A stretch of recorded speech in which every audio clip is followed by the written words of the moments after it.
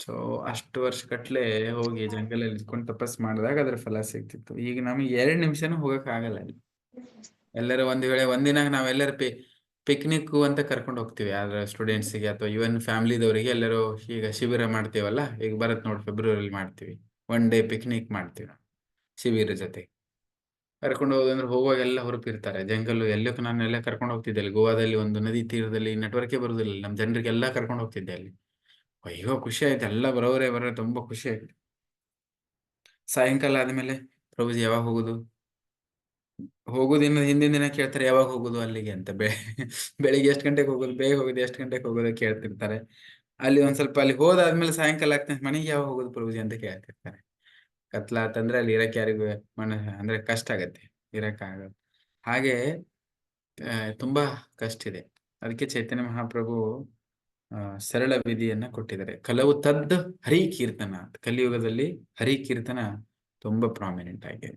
ಅದನ್ನ ಯಾರಾದ್ರೂ ಎಲ್ಲಾದ್ರೂ ಮಾಡ್ಬೋದು. ಅದರಲ್ಲಿ ಭಕ್ತಿಯ ಅಂಗಗಳಲ್ಲಿ ನವವಿಧ ಭಕ್ತಿ ಪ್ರೊಸೆಸ್ ವಿಧಾನಗಳೇನಿದಾವೆ, ಅದರಲ್ಲಿ 2 ಪ್ರಾಮುಖ್ಯವಾಗಿರುವಂತದ್ದು ಶ್ರವಣ ಮತ್ತು ಕೀರ್ತನ. ಇವೆರಡು ತುಂಬಾ ಅವಶ್ಯಕತೆ ಇದ್ದಾವೆ. ಅದನ್ನ ಬಗ್ಗೆ ಇಲ್ಲಿ ಹೇಳ್ತಾ ಇದ್ರೆ, ನಾವು ಮೊದಲೇ ಕ್ಲಾಸ್ಗಳಲ್ಲಿ ತುಂಬಾ ಶ್ರವಣ ಕೀರ್ತನ ಬಗ್ಗೆ ತುಂಬಾ ಚರ್ಚೆ ಮಾಡಿದೀವಿ. ಸೊ ನಾವು ಜನ ಇರುವಂತಹ ಏನ್ ಹೇಳ್ತಾರೆ, ಸಾರ್ವಜನಿಕ ಸ್ಥಳಗಳಾಗಿರ್ಬೋದು ಅಥವಾ ಮನೆ ಆಗಿರ್ಬೋದು, ಎಲ್ಲಿ ಹೋದ್ರು ಇಂಥ ಜಾಗಗಳನ್ನು ತೊರೆದು ಹೋಗ್ಬಿಟ್ಟು ನಾವೆಲ್ಲಿ ಹೋಗಿ ಪ್ರಾಕ್ಟೀಸ್ ಮಾಡುವಂತದ್ದು ಅವಶ್ಯಕತೆ ಇರುವುದಿಲ್ಲ. ಅದನ್ನ ಇಲ್ಲಿ ಹೇಳುತ್ತಿದ್ದಾರೆ, ನೀವೇನ ತೊರೆಕೊಂಡು ಹೋಗುವಂತಹ ಅವಶ್ಯಕತೆ ಇಲ್ಲ. ಅರ್ಥ ಆಗ್ತಿದೆ? ಇಲ್ಲಿ ಯಾವುದೇ ಒಂದು ಯೋಗ ಪದ್ಧತಿ ಇದೆ ಅಲ್ವಾ, ಸೊ ಇಲ್ಲಿದೆ ನೋಡಿ. ಸಾರಿ, ಹೇಳ್ತೀನಿ.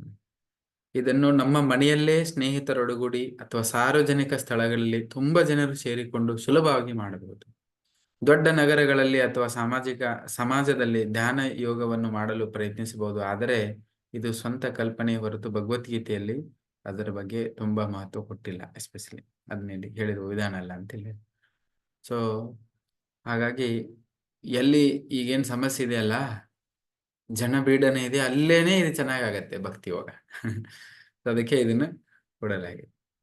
ಇದರ ಉದ್ದೇಶ, ಯಾವುದೇ ಒಂದು ಯೋಗ ಪದ್ಧತಿಯ ಉದ್ದೇಶ ಏನಪ್ಪಾ ಅಂತ ಹೇಳಿದ್ರೆ, ಏನು ಉದ್ದೇಶ? ನಮ್ಮನ್ನ ನಾವು ಶುದ್ಧೀಕರಣ ಮಾಡ್ಕೊಳ್ಳುವುದು. ಇದೇ ಯೋಗ ಪದ್ಧತಿಯ ಉದ್ದೇಶ. ಸೊ ಅದು ಹೆಂಗೆ ಸಾಧ್ಯ ಆಗತ್ತಂದ್ರೆ, ನಮ್ಮನ್ನ ನಾವು ಅರ್ಥಕೊಂಡಾಗ. ಅಂದ್ರೇನು? ನಾನು ಅಮರ ಆತ್ಮ, ನಾನು ಈ ಶರೀರ ಅಲ್ಲ, ಶರೀರ ನನ್ನದು. ಫಸ್ಟ್ ಅಂಡರ್ಸ್ಟ್ಯಾಂಡಿಂಗ್ ಈ ಯೋಗ ಪ್ರಾರಂಭ ಮಾಡ್ಬೇಕು ಅಂತಾದ್ರೆ ಇದು ಅರ್ಥ ಆದ್ಮೇಲೆ ಅದೆಲ್ಲ ಯೋಗ ಪದ್ಧತಿ ಸ್ಟಾರ್ಟ್ ಆಗೋದು. ಇವನ್ ಯೋಗಾಸನ ಮಾಡೋರಿಗೆ ಇದು ಗೊತ್ತಿರಬೇಕು. ಆದ್ರೆ ಮೊದ್ಲೇ ಯೋಗಾಸನ ಯಾರು ಮಾಡೋದಿಲ್ಲ ಈಗ. ಅದನ್ನ ಮಾಡಿದ್ರು ಕೂಡ ಅದರ ಉದ್ದೇಶ ಏನ್ ಹೇಳು, ನಾನೇ ಶರೀರ ಅನ್ಕೊಂಡೇ ಯೋಗಾಸನ ಮಾಡ್ತಾರೆ. ನನ್ನ ಕಾಲು ಇದೆ, ಕೈ ಇದೆ, ಸೊಂಟನೂ ಇದೆ, ಅದೂ ಇದೆ, ನನ್ನ ಶರೀರ ಚೆನ್ನಾಗಿರ್ಲಿ ಅನ್ನೋ ಉದ್ದೇಶ ಇಟ್ಕೊಂಡೇನೆ ಮಾಡ್ತಾರೆ. ಬಟ್ ಅದು ಫಸ್ಟ್ ಅಂಡರ್ಸ್ಟ್ಯಾಂಡಿಂಗ್ ಏನಂದ್ರೆ, ಅರ್ಥ ಏನಂದ್ರೆ,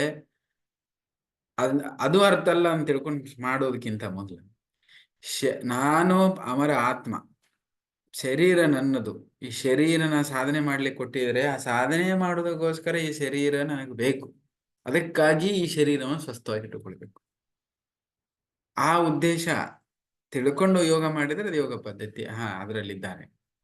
ಇಲ್ಲ ನಾನು ಎಕ್ಸರ್ಸೈಸ್ ಆಗ್ತದೆ, ಸ್ವಸ್ಥ ಶರೀರ ಇಟ್ಟುಕೊಳ್ತೀನಿ, ಅದು ಒಂದೇ ಅನ್ಕೊಂಡು ಕೂತ್ಕೊಂಡು ಮುಂದಿನ ಗುರಿನೇ ಇಲ್ಲ ಅಂತ ಹೇಳಿದ್ರೆ ಅಲ್ಲೇ ಅರ್ಧಂಬರ್ಧ. ಸೊ ಅದಕ್ಕೆ ಇಲ್ಲಿ ಹೇಳ್ತಿದ್ದಾರೆ, ಫಸ್ಟ್ ನಾವೇನ್ ತಿಳ್ಕೊಬೇಕು, ನಾನು ಅಮರ ಆತ್ಮ, ನಾನು ಈ ಶರೀರ ಅಲ್ಲ. ಸೊ ಅಮರ ಆತ್ಮ ಪರಮಾತ್ಮನ ಜೊತೆಗೆ ಸಂಪರ್ಕದಲ್ಲಿ ಬರಬೇಕು.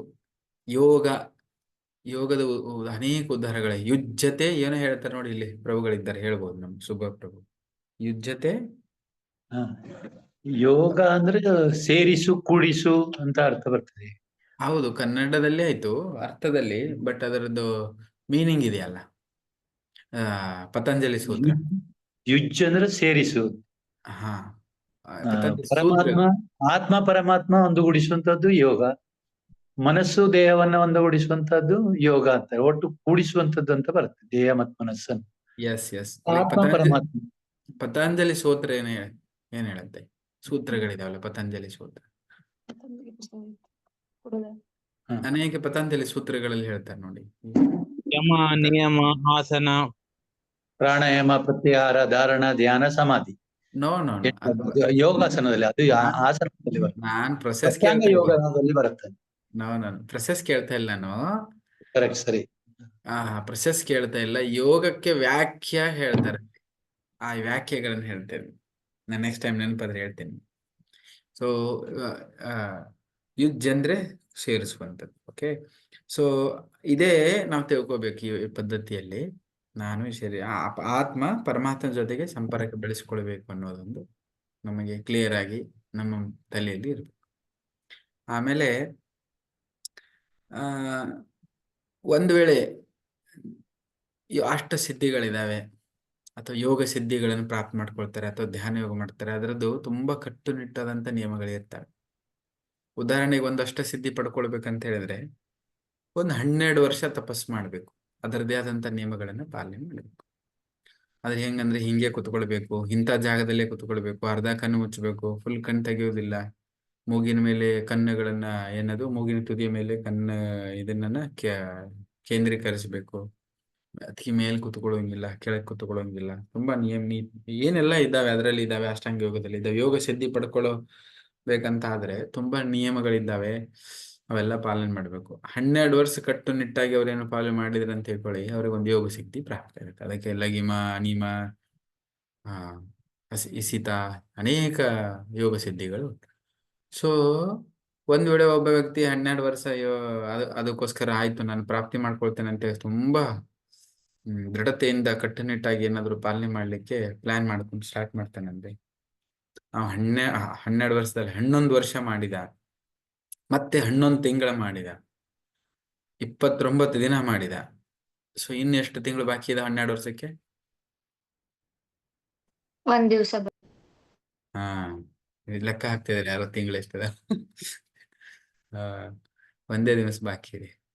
ಅವತ್ತೇನಾದ್ರು ಅವನೇನಾದ್ರು ಬೈ ಮಿಸ್ಟೇಕ್ ಆ ನಿಯಮಗಳನ್ನ ಪಾಲನೆ ಮಾಡೋದ್ರಲ್ಲಿ ಏನಾದ್ರು ಸ್ವಲ್ಪ ತಪ್ಪಿದ್ನು ಅಂತ ಹೇಳಿದ್ರೆ, ಒಂದೇ ದಿನ ಉಳಿದಿದ್ರು ತಪ್ಪಿದ್ನಂತ ಹೇಳಿದ್ರೆ, ಮತ್ತು ಮೊದಲೇ ದಿನ 1ನೇ ದಿನದಿಂದ ಸ್ಟಾರ್ಟ್ ಮಾಡಿ ಮತ್ತೆ 12 ವರ್ಷ ಪಾಲನೆ ಮಾಡ್ಬೇಕು. ಅದು ಮಾಡಿದ್ದು ಹೋಯ್ತದು, ಹಂಗಿದೆ ಅದು. ಆದ್ರೆ ಭಕ್ತಿಯಲ್ಲಿ ಏನದು, ನೇಹಾಭಿಕ್ರಮಣಾಸ್ತೋಸ್ತಿ ಪ್ರತ್ಯವಾಯೋನ ವಿದ್ಯತೆ ಸ್ವಲ್ಪಂ ಸ್ವಲ್ಪನೂ ಕೂಡ ಮಾಡಿ ಬಿಟ್ರು ಕೂಡ, ಏನೋ ಮಾಡಿದ್ರು ಕೂಡ ಮತ್ತೆ ಅದು ಲಾಸ್ ಆಗೋದಿಲ್ಲ, ಅದು ಯಾವಾಗಲೂ ನಮ್ಮೊಟ್ಟಿಗೆ ಇರುತ್ತೆ. ಅದೇ ಭಗವದ್ಗೀತೆಯಲ್ಲಿ ಹೇಳ್ತಾರೆ. ಹಾಗಾಗಿ ಚೈತನ್ಯ ಮಹಾಪ್ರಭುಗಳು ಪದೇ ಪದೇ ಇದನ್ನ ಹೇಳಿದ್ರು, ಏನು? ಹರೇರ್ನಾಮ ಹರೇರ್ನಾಮ ಹರೇರ್ನಾಮೈವ ಹಿ ಕೇವಲಂ ಕಲವು ನಾಸ್ತೇವ ಕಲವು ನಾಸ್ತೇವ ಕಲವು ನಾಸ್ತೇವ ಗತಿರಣ್ಯತ. ಕಲಿಯುಗದಲ್ಲಿ ತುಂಬಾ ಕಲಹ ಇರುವಂತ ಜಾಗದಲ್ಲಿ ಏನು ಬೇರೆ ಉಪಾಯ ಇಲ್ಲ, ಬೇರೆ ಉಪಾಯ ಇಲ್ಲ, ಬೇರೆ ಉಪಾಯ ಇಲ್ಲ, 3 ಬಾರಿ ಹೇಳ್ತಾರೆ. ಯಾಕೆ?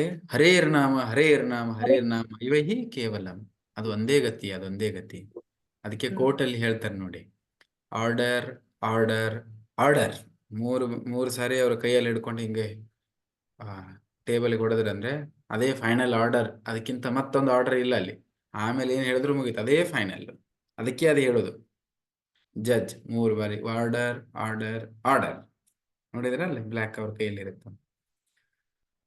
ಇದಕ್ಕೆ ಅದೇ ರೀತಿ ಹರೇರ್ನಾಮ ಹರೇರ್ನಾಮ ಹರೇರ್ನಾಮ ಇವ ಹಿ ಕೇವಲ 3 ಬಾರಿ ಹೇಳ್ತಿದ್ದಾರೆ. ಯಾಕೆ ಹೇಳ್ತಿದ್ದಾರೆ? 3 ಬಾರಿ ಒತ್ತು ಕೊಟ್ಟು ಇದೇ ಫೈನಲ್, ಮತ್ತೊಂದಿಲ್ಲ, ಅದೇ ಫೈನಲ್. ಚೈತನ್ಯ ಮಾತ್ರ ಕಲಿಯುಗದಲ್ಲಿ ನಮ್ಮನ್ನ ಪಾರು ಮಾಡ್ಕೊಳ್ಬೇಕು ಅಂತ ಅಂದ್ರೆ, ಈ ಮಾರ್ಗದಲ್ಲಿ ಭಕ್ತಿ ಮಾರ್ಗದಲ್ಲಿ ಸಫಲ ಆಗ್ಬೇಕು ಅಂತ ಅಂದ್ರೆ, ನಮ್ಮ ಜೀವನವನ್ನ ನಮ್ಮ ಜೀವನದ ಉದ್ದೇಶವನ್ನ ಪರಿಪೂರ್ಣ ಗೊಳಿಸ್ಬೇಕು ಅಂತ ಆದ್ರೆ, ಅಥವಾ ನಮ್ಮ ಗುರಿಯನ್ನು ಮುಟ್ಟಬೇಕಂತಾದ್ರೆ ಹರಿನಾಮ ಸ್ಮರಣೆ ಮಾಡಿ. ಇಲ್ಲಿ ಅದಕ್ಕೆ ಬರೀತಾರೆ, ಜಗಳ ವೈಷಮ್ಯಗಳ ಈ ಕಲಿಯುಗದಲ್ಲಿ ಭಗವನ್ನಾಮಗಳ ಜಪವೊಂದವನ್ನು ಬಿಟ್ರೆ ಬೇರೆ ಯಾವ ಆತ್ಮ ಸಾಕ್ಷಾತ್ಕಾರ ಮಾರ್ಗ ಇಲ್ಲ, ಬೇರೆ ಯಾವ ಮಾರ್ಗವೂ ಇಲ್ಲ, ಬೇರೆ ಯಾವ ಮಾರ್ಗವೂ ಇಲ್ಲ, ಬೇರೆ ಯಾವ ಮಾರ್ಗವೂ ಇಲ್ಲ ಅಂತ ಪದೇ ಪದೇ ಹೇಳ್ತೇವೆ. ಅದೇನಾಗಿದೆ ಇಲ್ಲಿ ಮುಂದೆ ಇನ್ನೊಂದು ಸ್ವಲ್ಪ ಹೇಳ್ತಾರೆ. ಮುಂದೆ ತುಂಬಾ ಕಡೆಗೆ ಯೋಗ ಅಂದ್ರೆ ಬೇರೆ ಬೇರೆ ಬೇರೆ ಬೇರೆ ವಿಚಾರ ಬರ್ತಿದ್ದಾವೆ.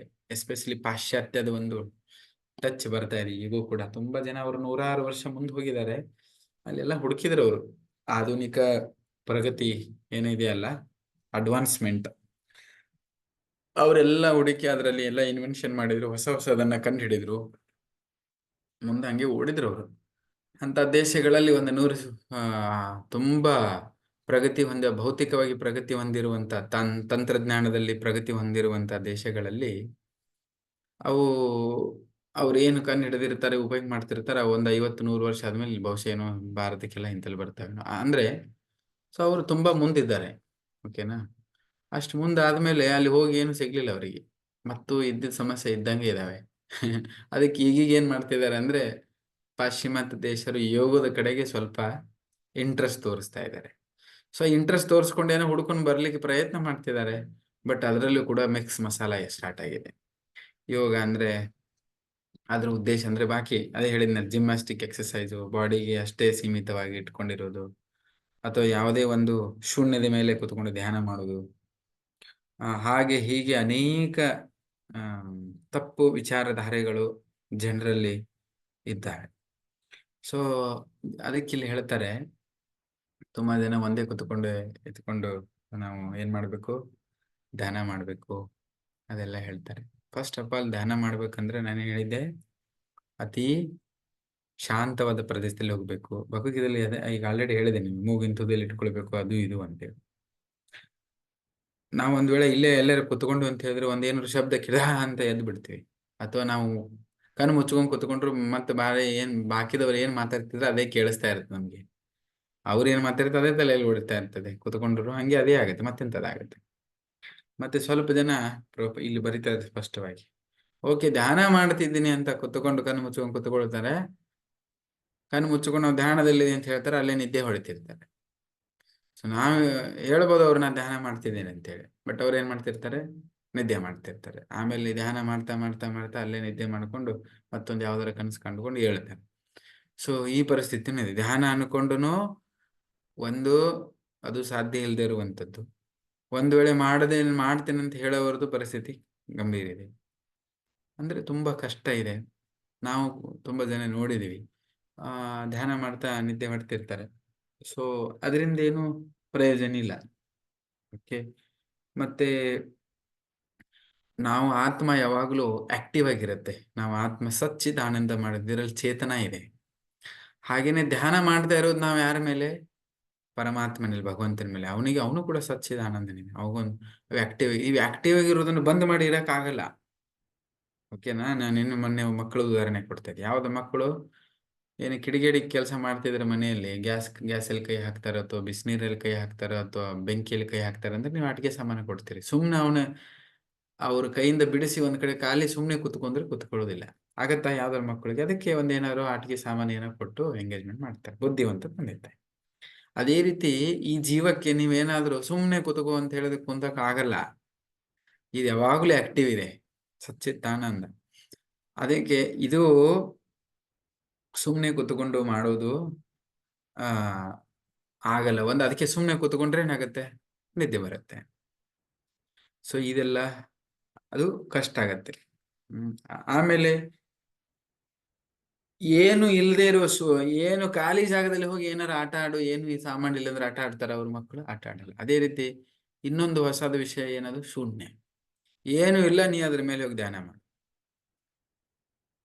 ಏನು ಇಲ್ಲಂದ್ರೆ ಅದ್ರ ಮಾಡಿದ ಮೇಲೆ ಏನ್ ಬರುತ್ತೆ?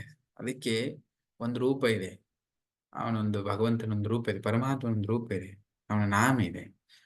ಅದನ್ನಿಲ್ಲಿ ಸ್ಪಷ್ಟವಾಗಿ ಹೇಳ್ತಾ ಇದ್ದಾರೆ ಭಗವದ್ಗೀತೆಯಲ್ಲಿ, ಅವನ ರೂಪದ ಮೇಲೆ ಧ್ಯಾನ ಮಾಡು. ಅದು ಶೂನ್ಯದ ಒಂದು ವಿಚಾರ ಇದೆಯಲ್ಲ, ಅದು ಕೂಡ ಅದನ್ನು ಕೂಡ ಇಲ್ಲಿ ಖಂಡಿಸ್ತಾ ಇದ್ದಾರೆ. ಮತ್ತೆ ತುಂಬಾ ವಿಷಯ ಇದೆ.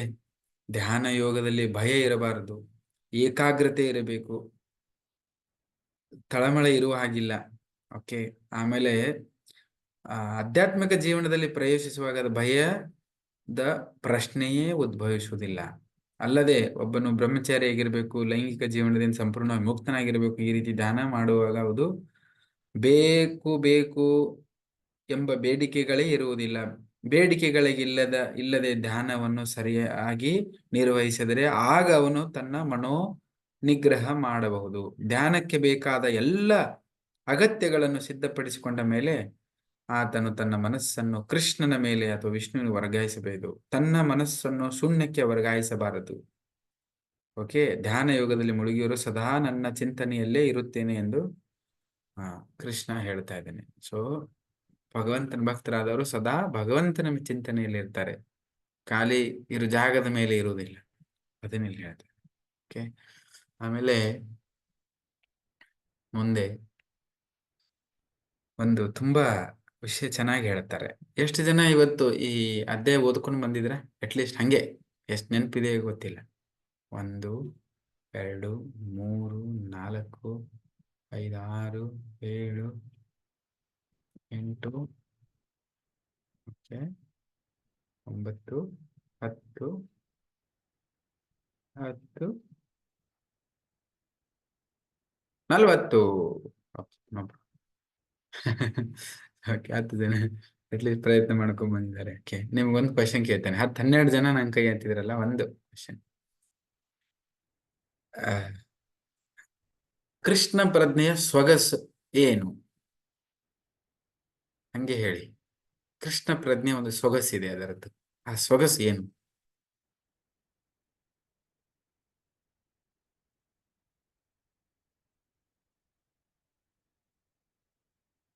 ಯಾರು ಹೇಳ್ತೀರಿ? ಪ್ರಭುಜಿ, ಕ್ವಶನ್ ಅರ್ಥ ಆಗ್ಲಿಲ್ಲ. ಸೊಗಸ್ ಅಂದ್ರೆ? ಸೊಗಸು ಅಂದ್ರೆ ಸೊಗಸು. ಕನ್ನಡದಲ್ಲಿ ನಿಮ್ಗೆ ಇಂಗ್ಲೀಷ್ ಅಲ್ಲಿ ಹೆಂಗ್ ಕೇಳಿ, ಆದ್ರೆ ಕನ್ನಡ ಬುಕ್ಕಲ್ಲಿ ಹೆಂಗ್ ಬರೆದಿದೆ, ಇಂಗ್ಲೀಷ್ ಅಲ್ಲಿ ಹೆಂಗ್ ಬರೆದಿರಿ ಗೊತ್ತಿಲ್ಲ. ಕ್ವಾಲಿಟಿನ ಏನ್ ಸೊಗಸು ಅಂದ್ರೆ ಅದೇ ಬುಕ್ ಅಲ್ಲಿ ಇದೆ, ಓದಿ ಒಂದ್ಸರಿ. ಮೊನ್ನೆ ಒಂದು ಕ್ವಶನ್ ಕೊಟ್ಟಿದ್ದೇನೆ, ನೀನು ಮೊನ್ನೆ ಹೋಮ್ವರ್ಕ್ ಕೊಟ್ಟಿದ್ನಿ. ಏನ್ ಕ್ವಶನ್ ಇತ್ತದು? ISKCON is not for fill in the blanks ಹಾ. ಕೊಟ್ಟಿದ್ವಿ. ಹಾ, ISKCON is not for dash ಅಂತ Eating and sleeping. ಕೊಟ್ಟಿದ್ದೆ. ISKCON is not Eating for eating and sleeping. ಹಾ, ಓಕೆ ಹರೇ ಕೃಷ್ಣ ಪ್ರಭುಜಿ, ಭಗವಂತನ ಸೇವೆಯಲ್ಲಿ ನಿರತರಾಗಿರೋದೇ ಅದೇ ಸೊಗಸು. ಓಕೆ. ಧ್ಯಾನ ಪ್ರಕ್ರಿಯೆಯ ತೊಂದರೆಗಳನ್ನು ಅನುಭವಿಸಬೇಕಾಗಿಲ್ಲ. ಧ್ಯಾನ ಏನ್ ಹೇಳಿ ಮೇಡಮ್? ಧ್ಯಾನ ಪ್ರಕ್ರಿಯೆಯ ತೊಂದರೆಗಳನ್ನು ಅನುಭವಿಸಬೇಕಾಗಿಲ್ಲ. ಯಾವ ತೊಂದರೆ ಇಲ್ಲದೆ ನಾವು ಇದು ಹಾ ಮಾಡ್ಬೋದು, ಅದೇ ಸೊಗಸು. Okay, very good. ಮತ್ತೇನು ಸೊಗಸಿದೆ? ಕೃಷ್ಣ ಪ್ರಜ್ಞೆ ಸೊಗಸು ಏನಿದೆ? ಅಂದ್ರೆ ನಾವು ನಿತ್ಯ ಕರ್ಮನ ಬಿಡಬೇಕಾಗಿಲ್ಲ, ಆ ಕರ್ಮನ ಕೃಷ್ಣನ ಕಡೆ ತಗೊಂಡ್ ಹೋಗ್ಬೋದು, ಅಂದ್ರೆ ಸೆಂಟರ್ ಆಗಿ ಮಾಡ್ಬೋದು. ಅಂದ್ರೆ ನಾರ್ಮಲ್ ಆಗಿ ಮಾಡೋದೇ, ಬಟ್ ಅಲ್ಲಿ ಮಾಡೋದ್ರಿಂದ ಅದು ಕೃಷ್ಣನ ಕಡೆ ಇರುತ್ತೆ. ಅದು ಏನಾದ್ರೂ ಸೇವೆ ಅದೆಲ್ಲ ನಾವು ಭೌತಿಕವಾಗಿ ಮಾಡಿದಾಗ ನಮ್ಮ ಶರೀರಕ್ಕೋಸ್ಕರ ಮಾಡ್ತೀವಿ. ಅಲ್ಲಿ ಅದು ಆ ತರ ಕೃಷ್ಣ ಪ್ರಜ್ಞೆಯಿಂದ ಮಾಡಿದಾಗ ಅದು ಕೃಷ್ಣನ್ಗೋಸ್ಕರ ಮಾಡ್ತೀವಿ. ಸೊ ಅದಕ್ಕಾಗಿ ನಾವೇನು ತ್ಯಾಗ ಮಾಡುದು ಆ ತರದ್ದೇನು ಇರಲ್ಲ. ಅಂದ್ರೆ ಈಗ ಪ್ರಸಾದ ತಿನ್ಬೇಕಾದ್ರೆ ನಾವು ಅದನ್ನ ಇಲ್ಲಿ ತ್ಯಾಗ ಮಾಡ್ತೀವಿ, ಅಂದ್ರೆ ಅದು ಸನ್ಯಾಸಿ ಅಂದ್ರೆ ಎಲ್ಲ ಬಿಡ್ಬೇಕು ಆ ತರ ಅಂತ ಹೇಳ್ತಾರೆ. ಆದ್ರೆ ಕೃಷ್ಣ ಪ್ರಜ್ಞೆಯಲ್ಲಿ ನಾವು ದೇವರಿಗೆ ಅರ್ಪಿಸಿದ ಪ್ರಸಾದನ್ನ ಮತ್ತೆ ನಾವು ತಗೊಂಡು ಆ ತರ ಖುಷಿಯಾಗಿರ್ಬೋದು, ಮತ್ತೆ ಪ್ರಜ್ಞೆಯಲ್ಲಿನೂ ಇರ್ಬೋದು. ಎಸ್, ಇದೇ ಸೊಗಸು. ಮತ್ತೇನ್ ಸೊಗಸು? ಮತ್ತೆ ಅವರಿಗೆ ಕೃಷ್ಣ ಪ್ರಜ್ಞೆಯ ಸೊಗಸೇನು?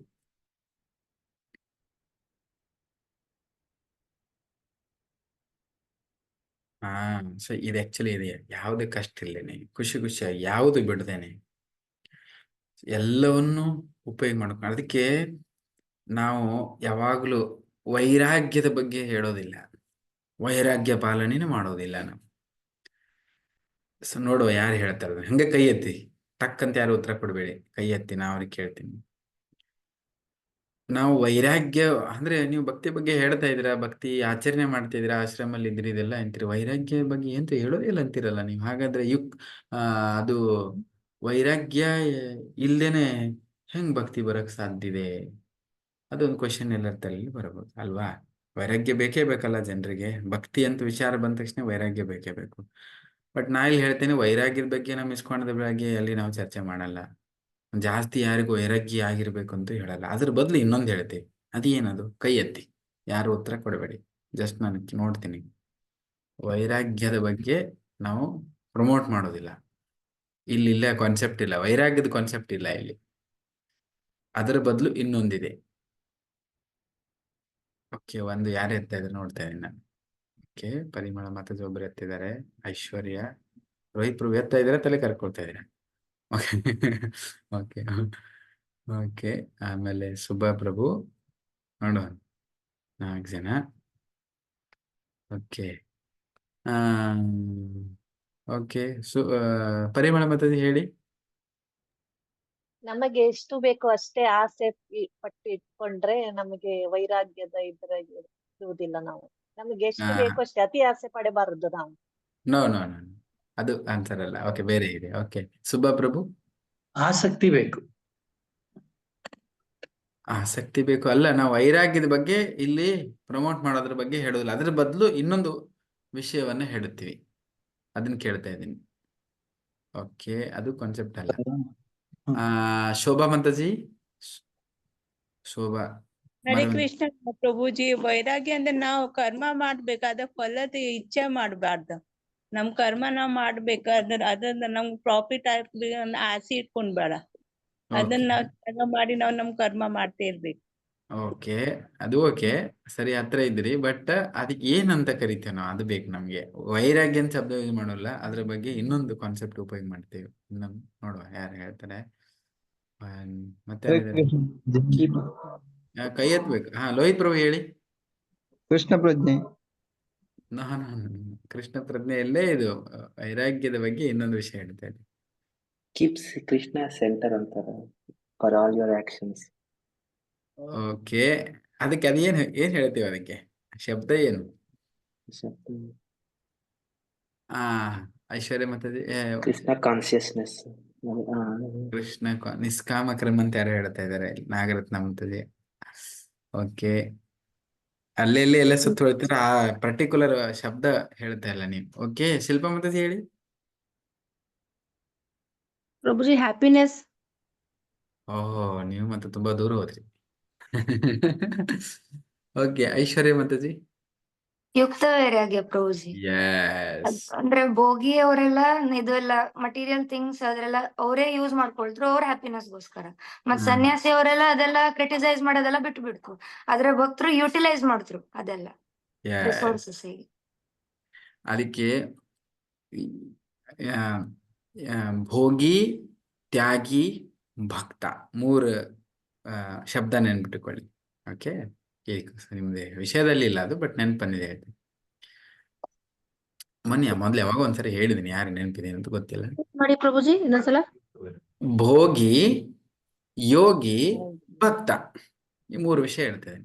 ಭೋಗಿ, ಯೋಗಿ, ಭಕ್ತ 3 ಜನರ ವಿಷಯ ಹೇಳ್ತೇನೆ. 3 ವಿಷಯ ಹೇಳ್ತದೆ. ಸೊ ಏನಂದ್ರೆ, ಒಂದ್ಸರಿಗೆ ಯಾರೋ ನಿಮ್ಮಂತವ್ರು ಪರ್ಸ್ ಎಲ್ಲ ಇಟ್ಕೊಂಡು ಹೋಗ್ತಾ ಇದ್ರೆ, ಅವಾಗ ಎಲ್ಲೋ ರಸ್ತೆಯಲ್ಲಿ ಕಳ್ಕೊಂಡ್ ಬಂದ್ರಿ ಅಂತ ಅನ್ಕೊಳ್ಳಿ. ರಸ್ತೆಯಲ್ಲಿ ಬಿದ್ದಿತ್ತ. ಅಲ್ಲಿ ಬಿದ್ದಾಗ ಏನ್ ಮಾಡಿದ್ರು, ಅಲ್ಲೊಬ್ಬ ವ್ಯಕ್ತಿ ಬಂದ. ಫಸ್ಟ್ ಒಬ್ಬ ಬಂದ ಅಲ್ಲಿ ವ್ಯಕ್ತಿ. ಈಗ ಸಾಮಾನ್ಯವಾಗಿ ನಿಮ್ ಪರ್ಸ್ ಇದೆ, ಅದರಲ್ಲಿ ಒಂದು 10,000 ರೂಪಾಯಿ ಹಣ ಇದೆ, ಅಥವಾ ಏನೋ ಬೆಲೆ ಬಾಳೋ ವಸ್ತು ಇದೆ ಅಂದ್ರೆ ಸಾಮಾನ್ಯವಾಗಿ ಏನ್ ಮಾಡ್ತಾರೆ ಜನರು? ಸಾಮಾನ್ಯವಾಗಿ ಇನ್ ಜನರಲ್ ಆಗಿ ತಗೊಳ್ತಾರೆ.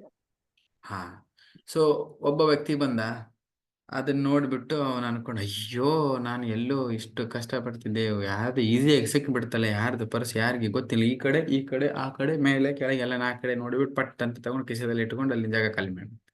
ಇವನು ಒಬ್ಬ ವ್ಯಕ್ತಿ. ಇನ್ನೊಬ್ಬ ಬರ್ತಾನೆ, ಅವನು ನೋಡ್ತಾನೆ ಅದೇ ಪರ್ಸನ್ನ ನೋಡಿಂದ ಅನ್ಕೊಳ್ಳಿ, ಬೇರೆ ಒಬ್ಬ ವ್ಯಕ್ತಿ.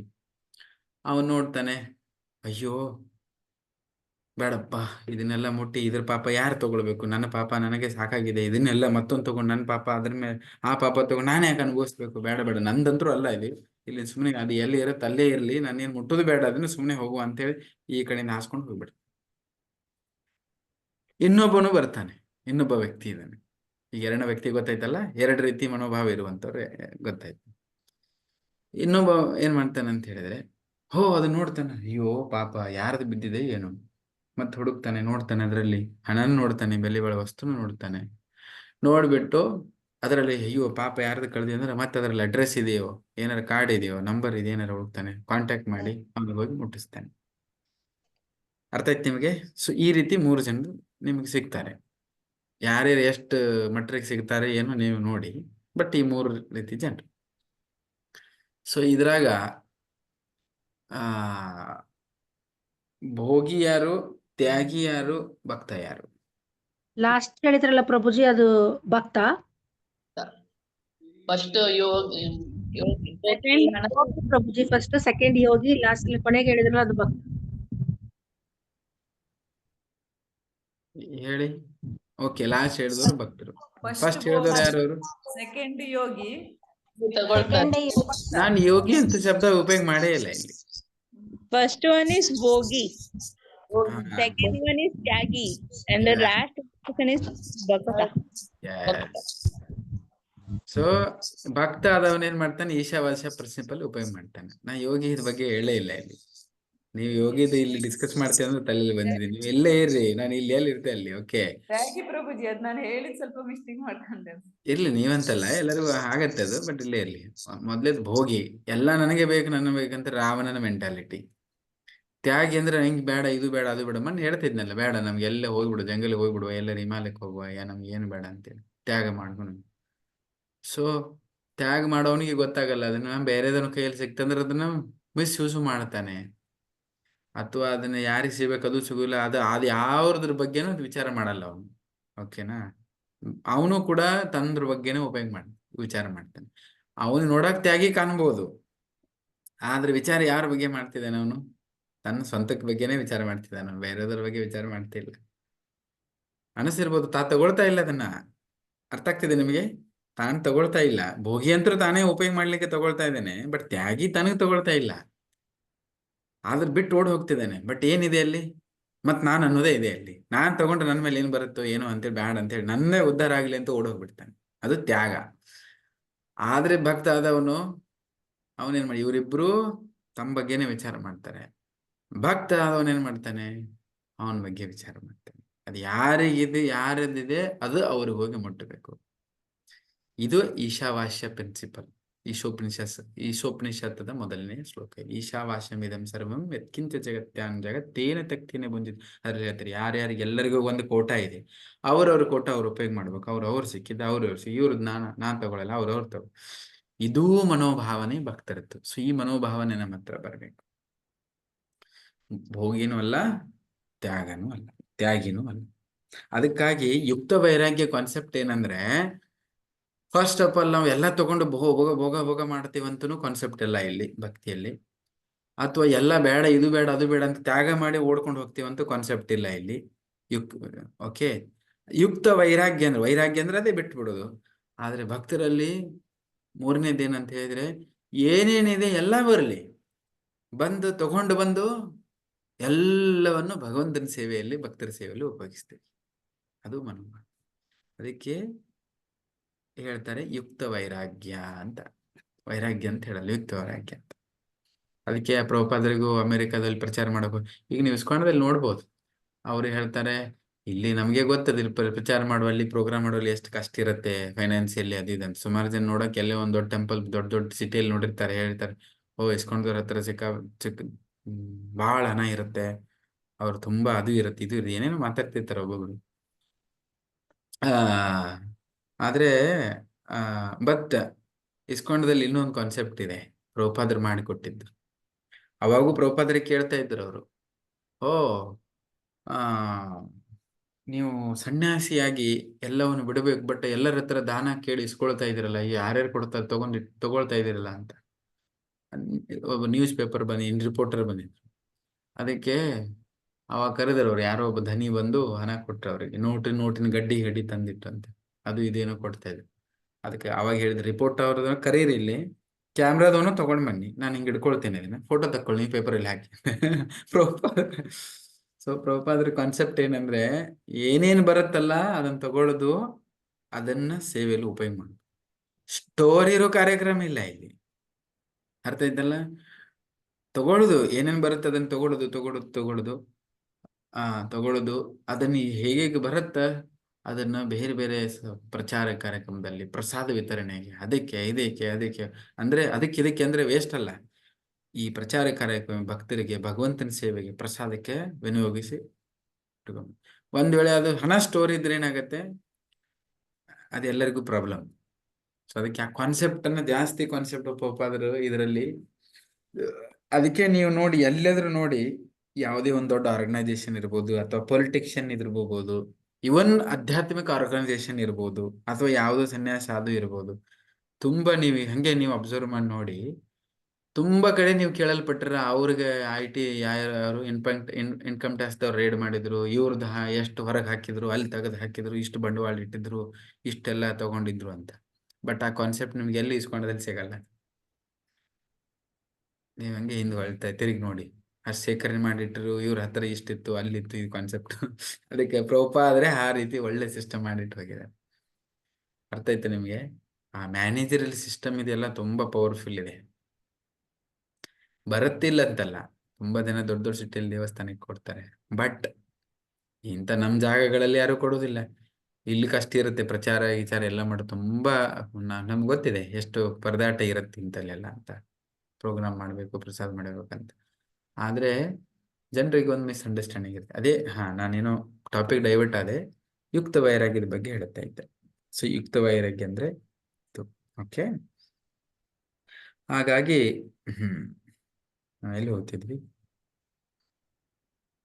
ಸಕಲ ಇಂದ್ರಿಯಗಳನ್ನ ನಿಗ್ರಹಿಸಬೇಕು. ನಮ್ಮನ್ನು ಗಟ್ಟಿಯಾಗಿ ಕಟ್ಟಿಟ್ಕೊಳಕ್ಕಾಗಲ್ಲ. ಅದಕ್ಕೆ ಆ ಮನಸ್ಸನ್ನ ಭಗವಂತನ ಮೇಲೆ ಕೇಂದ್ರೀಕರಿಸ್ತೀವಿ. ನಮ್ಮ ಇಂದ್ರಿಯಗಳನ್ನ ಗಟ್ಟಿಯಾಗಿ ಇಟ್ಕೊಳಕ್ಕಾಗಲ್ಲ, ಮನಸ್ಸನ್ನ ಗಟ್ಟಿಯಾಗಿ ಇಟ್ಕೊಳಕ್ಕಾಗಲ್ಲ ಒಂದ್ ಕಡೆಗೆ. ಅದಕ್ಕೆ ಮನ ನಿನ್ನಲ್ಲಿ ನಿಲ್ಲಿಸೋ ಭಜನೆ ಇದೆಯಲ್ಲ ದಾಸರದು, ಮನ ನಿನ್ನಲ್ಲಿ ನಿಲ್ಲಿಸೋ, ಮನಸ್ಸಿನಲ್ಲಿ ಕೃಷ್ಣ ನಿಲ್ಲಿಸ್ಕೊಡೋದು. ಕೃಷ್ಣನ ಚರಣದಲ್ಲಿ ನಮ್ಮ ಮನಸ್ಸನ್ನ ನಿಲ್ಲಿಸ್ಲಿಕ್ಕೆ ಪ್ರಯತ್ನ ಮಾಡ್ತಿದ್ವಿ. ಅದನ್ನ ಕಟ್ಟಿ ಹಾಕಕ್ಕಂತೂ ಪ್ರಯತ್ನ ಇಲ್ಲಿ ಆಗಲ್ಲ, ಅದಾಗೋದಿಲ್ಲ. ಅದೇ ರೀತಿ ಇಂದ್ರಿಯ ಗಳ ನಿಗ್ರಹ ಆಗಲಿ ಅಥವಾ ಏನೇ ನಮ್ಗೆ ಇಲ್ಲದೆ ಇಲ್ಲದ್ರದ್ದು ಆಸೆ ಆಕಾಂಕ್ಷೆಗಳದ್ದು ತುಂಬಾ ಡಿಫಿಕಲ್ಟ್ ಇದಾವೆ. ಕಣ್ಣು ನೋಡಿದ್ರೆ ಏನ್ ಬೇಕಂತದ್ ಬೇಕನ್ನಿಸ್ತದೆ, ಕಿವಿ ನೋಡಿದ್ರೆ ಏನ್ ಕೇಳುತ್ತೆ ಅದು ಬೇಕನ್ನಿಸುತ್ತೆ, ನಾಲಿಗೆ ಏನೇನ್ ಬೇಕನ್ನಿಸ್ತದೆ, ಎಲ್ಲವೂ ಬೇಕಂತ. ಅದನ್ನ ಹೆಂಗ್ ಮಾಡಿದ್ರೆ ಡೌಟೇಲಿಂಗ್ ಅಂತಾರೆ. ಡೌಟೇಲಿಂಗ್ ಅಂದ್ರೆ ಇವ್ರು ಹೇಳಿದ್ರ ಸ್ಟಾರ್ಟಿಂಗ್ ಇಲ್ಲಿ ಪ್ರಭು, ಅದನ್ನ ಕೃಷ್ಣ ಪ್ರಜ್ಞೆಯಲ್ಲಿ ಉಪಯೋಗ ಮಾಡು. ಓಕೆ, ಶರೀರದ ಇಂದ್ರಿಯಗಳು ತುಂಬಾ ಸಮಸ್ಯೆಗಳಿದೆ ಅಂದ್ರೆ ಒಳ್ಳೆ ಸೇವೆದಲ್ಲಿ ಉಪಯೋಗ ಮಾಡೋದು. ನಾಲಿಗೆ ಅಂದ್ರೆ ಪ್ರಸಾದ ನೈವೇದ್ಯ ಮಾಡಿ ಪ್ರಸಾದ ತಿನ್ನೋದು ಸ್ವಭಾವ ಇದೆಯಲ್ಲ, ತಿನ್ನು. ಆದ್ರೆ ಅಡಿಗೆ ಮಾಡಿ ದೇವರಿಗೆ ನೈವೇದ್ಯ ಮಾಡಿ ಪ್ರಸಾದ ಮಾಡ್ತೇನೆ, ಶುದ್ಧೀಕರಣ ಆಗುತ್ತೆ. ಭೋಗ ಇಲ್ಲ ಇಲ್ಲಿ, ಸೇವೆ ಮನೋಭಾವದಲ್ಲಿ. ಅದು ಒಂದು ತುಂಬಾ ಮುಖ್ಯವಾದಂಥದ್ದು. ಓಕೆ, ಅದೇ ಕೃಷ್ಣ ಪ್ರಜ್ಞೆ ಸೊಗಸಂದ್ರೆ ಇದೆ. ಓಕೆ, ಆಮೇಲೆ ಚೇತಾತ್ಮನ ಪ್ರಶಾಂತಶ್ಯ ಪರಮಾತ್ಮ ಸಮಾಹಿತ. ಮನಸ್ಸನ್ನು ಗೆದ್ದವನು ಪರಮಾತ್ಮನನ್ನು ಆಗಲೇ ತಲುಪಿದಂತೆ, ಏಕೆಂದ್ರೆ ಅವನು ಪ್ರಶಾಂತ ಸ್ಥಿತಿಯಲ್ಲಿ ತಲುಪಿರುತ್ತಾನೆ. ಮನಸ್ಸು ಗೆಲ್ಲೋದಕ್ಕಂತ ಸಪರೇಟ್ ಆಗಿ ಗೆಲ್ಲಲಿಕ್ಕೆ ಪ್ರಯತ್ನ ಮಾಡೋದು ಅವಶ್ಯಕತೆ ಇಲ್ಲ. ಮನಸ್ಸನ್ನು ಆಲ್ರೆಡಿ ಭಗವಂತನಲ್ಲಿ ನಿಲ್ಲಿಸಿದ್ರೆ ಆಲ್ರೆಡಿ ಗೆದ್ದಾದ್ಮೇಲೆ ಅಂದ್ರೆ ಅದು ಗೆದ್ದ ಹಾಗೆ ಹೋಗ್ಬಿಟ್ಟಿದೆ. ಅದಕ್ಕಾಗಿ ಸಪರೇಟ್ ಪ್ರಯತ್ನ ಮಾಡುವಂಥದ್ದಿಲ್ಲ. ಹಾಗಾಗಿ ಅವನ ಆಲ್ರೆಡಿ ಪ್ರಶಾಂತ ಸ್ಥಿತಿಯನ್ನ, ಪರಮಾತ್ಮನನ್ನ ಆಲ್ರೆಡಿ ತಲುಪಿಟ್ಟಿರ್ತಾನ. ಅದನ್ನ ಭಕ್ತಿ ಯೋಗದ ಬಗ್ಗೆ ಇಲ್ಲಿ ಇಷ್ಟು ಚೆನ್ನಾಗಿ ಇಲ್ಲಿ ಹೇಳ್ತಾ ಇದ್ದಾರೆ. ಓಕೆ, ಆಮೇಲೆ ಈಗ ಒಂದ್ ವೇಳೆಗೆ ಇನ್ನೊಂದು ಒಳ್ಳೇದು ಏನಿದೆ ಅಂತ ಹೇಳಿದ್ರೆ, ಇಲ್ಲಿ ನೀವೇನಾದ್ರೂ ಇದೇ ಹೇಳ್ತಾರೆ. ಈಗ ನಾವು ಕೂಡ ಯೋಗಾಸನ ಮಾಡ್ತೇನೆ, ಅಲ್ಲಿ ಪ್ರಭುಗಳು ಇದ್ದಾರೆ ಯೋಗಾಸನ ಮಾಡ್ತಾರೆ. ಉದಾಹರಣೆಗೆ ಸಾಮಾನ್ಯ ಜನರು ಒಂದೊಂದಷ್ಟು ಆಸನಗಳಿದ್ದಾವೆ. ಏನದು ಅಂದ್ರೆ ಯಾವ್ದದು, ಪದ್ಮಾಸನ ಅನ್ಕೊಳ್ಳಿ ಅಥವಾ ಶೀರ್ಷಾಸನ ಅನ್ಕೊಳ್ಳಿ. ಅದರದೇ ಆದಂತ ಒಂದೊಂದು ಬೆನಿಫಿಟ್ ಇದಾವೆ. ಅಂತಂತ ಆಸನಗಳನ್ನು ಮಾಡ್ತೀವಿ. ವಜ್ರಾಸನ ಇದೆ. ಸೊ ಇಂಥ ಆಸನಗಳು ಮಾಡ್ಬೇಕು, ಅದ್ರ ಬೆನಿಫಿಟ್ ಇದೆ ಅಂತ ಅನ್ಕೊಂಡು ಕೂಡ ಎಷ್ಟು ಹೊತ್ತಿನ ಜನರು ನೀವು ಕುಂದ್ರಿಸಬಹುದು? ಪ್ರಭುಗಳೇ, ನೀವೇ ಕ್ಲಾಸ್ ಕೊಡ್ತೀರಿ ಯೋಗಾಸನದಲ್ಲಿ. ಪದ್ಮಾಸನದಲ್ಲಿ ಎಷ್ಟು ಹೊತ್ತು ಕುಂದ್ರಿಸಬಹುದು ಅವರಿಗೆ? 30 ಸೆಕೆಂಡ್. 30 ಸೆಕೆಂಡ್ ಕುಂದ್ರಿಸಬಹುದು. ಹೆಚ್ಚಿಗೆ ಕುತ್ಕೊಂಡ್ರೆ ಬೆನಿಫಿಟ್ ಇದೆ. ಬಟ್ ಎಷ್ಟು ಜನ ಕುತ್ಕೊಳಕ್ ಬಯಸ್ತಾರೆ? ನಿಮ್ಗೆ ಕೇಳ್ತೇನೆ. ಅಲ್ಲ, ಈ ಕೆಲವೊಂದು ಆಸನಗಳಲ್ಲಿ ಹೆಚ್ಚು ಹೊತ್ತು ಕೂತ್ಕೊಳ್ಬಹುದು, ಎಲ್ಲಾ ಆಸನಗಳಲ್ಲಿ ಆಗುದಿಲ್ಲ. ಈ ವಜ್ರಾಸನದಲ್ಲಿ ಕೂತ್ಕೊಂಡ್ರೆ ಒಳ್ಳೇದು, ಆದ್ರೆ ಹೆಚ್ಚು ಹೊತ್ತು ಕೂತ್ಕೊಳ್ಳಿಕ್ಕೆ. ಎಸ್ ಅದೇ ಹೇಳ್ತೇನೆ. ಈಗ ನಾನು ವಜ್ರಾಸನ ತಗೊಂಡಿದ್ರೆ ಪ್ರಾಕ್ಟೀಸಿಗೋಸ್ಕರ ಸ್ವಲ್ಪ ಹೊತ್ತು ಕೂತ್ಕೊಳ್ತೀನಿ, ಜಾಸ್ತಿ ಹೊತ್ತು ನಂಗೂ ಆಗಲ್ಲ. ಅಂದ್ರೆ ಹಂಗೆ ಉದಾಹರಣೆ ಒಳ್ಳೆ ಆಗತ್ತೆ ವಜ್ರಾಸನ, ಆದ್ರೆ ಆಗುದಿಲ್ಲ, ಕಷ್ಟ ಆಗತ್ತೆ. ಅಲ್ವಾ? ಅದೇ ರೀತಿ ಪದ್ಮಾಸನ ಎಷ್ಟು ಚೆನ್ನಾಗಿದೆ, ಅದನ್ನ ಮಾಡಿದ್ರೆ ತುಂಬಾ ಚೆನ್ನಾಗಿದೆ. ಬಟ್ ಅದ್ರ ಜೊತೆ ಕುತ್ಕೊಳಕ್ ಆಗಲ್ಲ, ಕಾಲು ಹಿಡಿತು. ಅದನ್ನೇ ಇಲ್ಲಿ ಹೇಳ್ತಾ ಇದ್ದಾರೆ, ಕಷ್ಟ ಆಗತ್ತೆ. ಅದು ಹೌದಿದೆ. ಆದ್ರೆ ಹರಿನಾಮ ಸಂಕೀರ್ತನೆ, ಯಾಕಂದ್ರೆ ಇಲ್ಲಿ ಭಕ್ತಿ ಯೋಗದ ಬಗ್ಗೆ ಚರ್ಚೆ ಮಾಡ್ತಾ ಇದ್ದಾರೆ. ನೀವು ಜೋರ್ ಹರಿನಾಮ ಸಂಕೀರ್ತನೆ, ಕೀರ್ತನ, ನೃತ್ಯ, ನೀವು ಯಾತ್ರೆ ಗೀತ್ರೆಗೆಲ್ಲ ಬಂದಾಗ ನೋಡ್ತಿರ್ತಾರೆ, ನೋಡಿದ್ರೆಲ್ಲ ದೇವಸ್ಥಾನಗಳಲ್ಲಿ ಮಾಡ್ತಾರೆ. ಎಷ್ಟು ಮಾಡಿದ್ರು ಮಾಡ್ಬೇಕಂತ ಇರ್ತಾರೆ. ಅದಕ್ಕೆ ಅಖಂಡ ಕೀರ್ತನ, ಅಖಂಡ ಹರಿನಾಮ ಕೀರ್ತನ ಇದನ್ನ ಸ್ಟಾರ್ಟ್ ಮಾಡಿದ್ದಾರೆ. 24 ಅವರ್ ಕೀರ್ತನ ಅಂತ. ನಮ್ಮ ಇಸ್ಕಾನ್ ವೃಂದಾವನದಲ್ಲಿ ಕೀರ್ತನ ಮಾಡ್ತಿದ್ರು. ಅವಾಗ ಪ್ರಭುಪಾದ ಇದ್ದಾಗೆ ಸ್ಟಾರ್ಟ್ ಮಾಡಿದ್ದಾರೆ ಅಖಂಡ ಕೀರ್ತನ ಅಂತ. ಕೃಷ್ಣ ಬಲರಾಮ ಎದುರುಗಡೆ ನೀವು ನೋಡಿದ್ರಲ್ಲ, ಅಲ್ಲಿ ಕೀರ್ತನ ಮಾಡ್ತಿದ್ದಾರೆ. ಹರೇ ಕೃಷ್ಣ, ಎಷ್ಟು ಜನ ನೀವು ದರ್ಶನಕ್ಕೆ ಹೋಗಿದ್ರಿ, ಅಲ್ಲೊಂದು ಟೀಮ್ ಎತ್ಕೊಂಡು ಮಾಡ್ತಾ ಇರ್ತಾರಲ್ಲ, ಅವರು 24 ಅವರ್ಸ್ ಮಾಡ್ತಾ ಇರ್ತಾರೆ, ಕಂಟಿನ್ಯೂಸ್ ಕೀರ್ತನ. ಎಷ್ಟೋ ವರ್ಷ ಆಯ್ತದು, ಪ್ರಭುಪಾದ ಇದ್ದಾಗಲೇ ಚಲುವಾಗಿದೆ ಅದು. ಕೀರ್ತನ ಬಂದೇ ಆಗಿಲ್ಲ, ರಾತ್ರಿ ಹಗಲಿ ಬಂದೇ ಆಗಿಲ್ಲ. 12 ಗಂಟೆಗೆ, 1 ಗಂಟೆಗೆ, 2 ಗಂಟೆ ಕಂಟಿನ್ಯೂ ಕೀರ್ತನ ಮಾಡೋರು ಇರ್ತಾರೆ. ಇವನ್ ಮಾಯಾಪುರಕ್ಕೆ ಯಾರು ಹೋಗಿದ್ರಲ್ಲಿ, ಅಲ್ಲಿ ಏನಿದೆ ಅದ್ರ ಹೆಸರು, ಮಾಯಾಪುರ TOP ಎದುರುಗಡೆಗೆ ಒಂದು ಇದು ಗುಡಿಸಲ್ ತರ ಇದೆ ನೋಡಿ, ಅದು ಭಜನ್ ಭಜನ್ ಕುಟೀರ್. ಎಸ್, ಭಜನ್ ಕುಟೀರ್. ಅದು ಪ್ರಭುಪಾದರ ಆದೇ ಸಮಯದಲ್ಲಿ ಸ್ಟಾರ್ಟ್ ಮಾಡಿದ್ರು. ಕಂಟಿನ್ಯೂ ಕೀರ್ತನ ನಡೀತಾ ಇರುತ್ತೆ. ಹಾಗೆ ವೃಂದಾವನದಲ್ಲಿ ಅನೇಕ ಪ್ಲೇಸ್ಗಳಲ್ಲಿ, ಗಲ್ಲಿ ತುಂಬಾ ಜಾಗಗಳಲ್ಲಿ ಕುತ್ಕೊಂಡಿದ್ದಾರೆ ಭಜನೆ ಮಾಡೋರು. 24 ತಾಸು ಮಾಡ್ತಾ ಇರ್ತಾರೆ. ಅವ್ರಿಗೇನಾಗ್ಲಿಲ್ಲ, ಎಂಥದ್ದು ಆಗ್ಲಿಲ್ಲ. ನೀವು ಇದೇ ಇಸ್ಕೊಂಡದಲ್ಲಿ ನೋಡಿ, ಮುಂಜಾನೆ 4 ಗಂಟೆಗೆ ಮಂಗಳಾರತಿ, 4 ಗಂಟೆಗೆ ಬಂದು ಡಾನ್ಸ್ ಮಾಡಕ್ ಚಲೋ ಮಾಡ್ತಾರೆ. ನೀವು ಯಾವ್ದಾದ್ರು ನಮ್ಮ ದೊಡ್ಡ ದೇವಸ್ಥಾನದಲ್ಲಿ ಹೋಗ್ಲಿ, ಮಂಗಳಾರತಿ 4:04 ಬರ್ತಾರೆ. ಬೆಳಗ್ಗೆ ಎದ್ದು ಡಾನ್ಸ್ ಮಾಡ್ತಿರ್ತಾರೆ. ಯಾರು ಮಂಗಳಾರತಿ ಅಟೆಂಡ್ ಮಾಡಿದ್ರೆ ಅವ್ರಿಗೆ ಗೊತ್ತಿದೆ, ದೊಡ್ಡ ಇಸ್ಕೊಂಡದಲ್ಲಿ ಬೆಳಿಗ್ಗೆ ಹೋಗಿ ಡಾನ್ಸ್ ಮಾಡಿ. ಯಾರು ಮಾಡ್ತಾರೆ ಡಾನ್ಸ್ 4:05, 5 ಗಂಟೆಗೆ ಹೋಗಿ ಕುಣಿದು ಎಲ್ಲಿ ಮಾಡ್ತಾರೆ?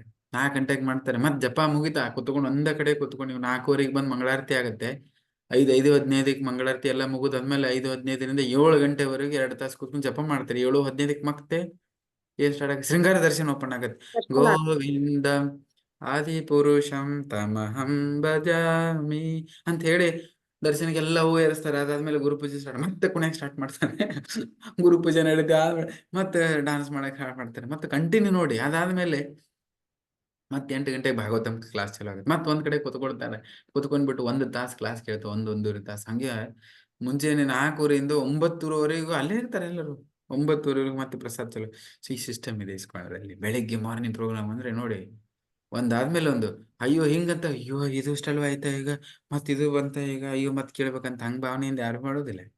ನೀವು ಹೋಗಿ ನೋಡಿ ಬೆಳಿಗ್ಗೆ. ಸೊ ತುಂಬಾ ಖುಷಿಯಿಂದ. ಹರೇ ಕೃಷ್ಣ ಪ್ರಭುಜಿ, ಒಂದ್ 7 years ಮುಂಚೆ ನಾವು ಮಾಯಾಪುರಿಗೆ ಹೋಗಿದ್ದೆ, ನಮ್ ಬಾಂಬೆ ಇಸ್ಕಾನ್ ಡಿವೋಟೀಸ್ ಜೊತೆಗೆ. 1 full day we were in Mayapur temple.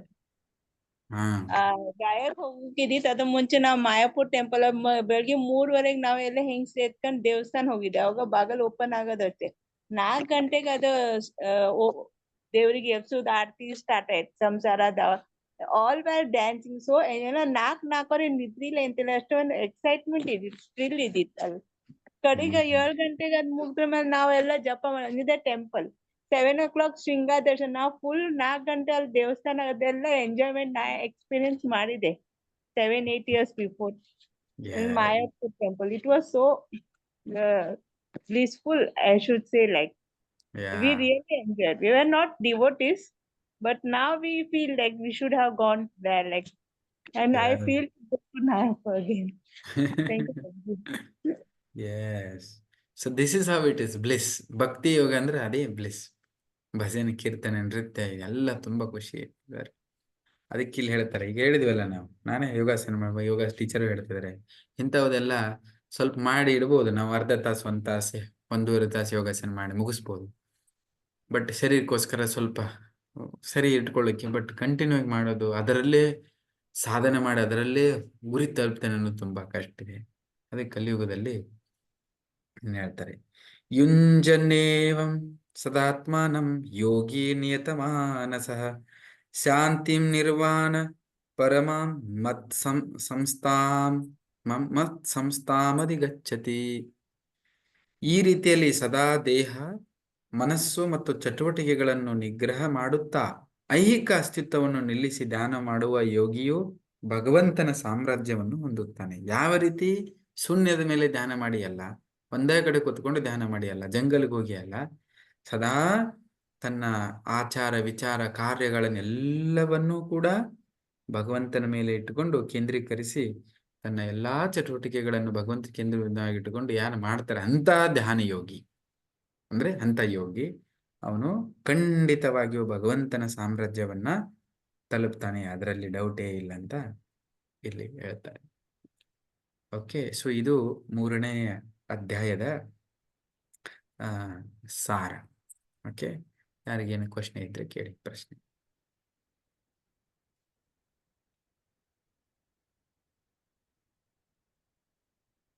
ಬೇಗ ಬೇಗ. ಪ್ರಭುಜಿ, ಇವಾಗ ನಾವು ಭಕ್ತಿಲಿ ಈಗ ಅಂದ್ರೆ ಕೆಲವು ಜನ ಚಿಕ್ಕ ವಯಸ್ಸಿಂದಾನೇ ಭಕ್ತಿ ಸ್ಟಾರ್ಟ್ ಮಾಡ್ತಾರೆ. ಇವಾಗ ನಾವು ಈಗ ಈ ವಯಸ್ಸಲ್ಲಿ ಮಾಡ್ತಾ ಇದ್ವಿ. ಇನ್ನು ಕೆಲವು ಜನ ತುಂಬಾ ವಯಸ್ಸಾದ್ಮೇಲೆ ಸ್ಟಾರ್ಟ್ ಮಾಡ್ತಾರಲ್ಲ, ಇದು ನಮ್ಮ ಹಿಂದಿನ ಕರ್ಮದ ಅಂದ್ರೆ ಹಿಂದಿನ ಜನ್ಮದ ಕರ್ಮದ ಮೇಲೆ ಬೇಸಸ್ ಆಗಿರ್ತಾ ಪ್ರಭುಜಿ? ಒಂದು ಹಿಂದಿನ ದಿನ ಸುಕೃತಿ ಇರುತ್ತೆ, ಹಾ ಇನ್ನೊಂದು ಯಾರ್ಯಾರು ಏನ್ ಭಕ್ತಿ ಮಾಡ್ತಾ ಇದ್ರಲ್ಲ ಮಾತಾಜಿ, ಹಾ ಪ್ರಭು. ಒಳ್ಳೆ ಕ್ವಶನ್ ಕೇಳ್ತಾ ಇದ್ರಿ. ಯಾರು ಎಷ್ಟು ಭಕ್ತಿ ಮಾಡಿದ್ರೆ ಅಲ್ಲಿ ನಿಂತ್ಕೊಂಡಿರತ್ತೆ ಹಿಂದಿನ ದಿನದಲ್ಲಿ. ಒಬ್ಬರು ನಾವು 20% ಮಾಡಿದೀವಿ ಅಂದ್ರೆ ಅಲ್ಲೇ ನಿಂತ್ಕೊಂಡ್ಬಿಟ್ಟಿರುತ್ತದು. ಒಬ್ಬರದ್ದು 80% ಮಾಡಿದ್ರು ಅಲ್ಲೇ ನಿಂತ್ಕೊಂಡಿರುತ್ತೆ. ಇನ್ನೊಬ್ರು 99 ಮಾಡಿದ್ರೆ ಅಲ್ಲೇ ನಿಂತ್ಕೊಂಡಿರತ್ತೆ.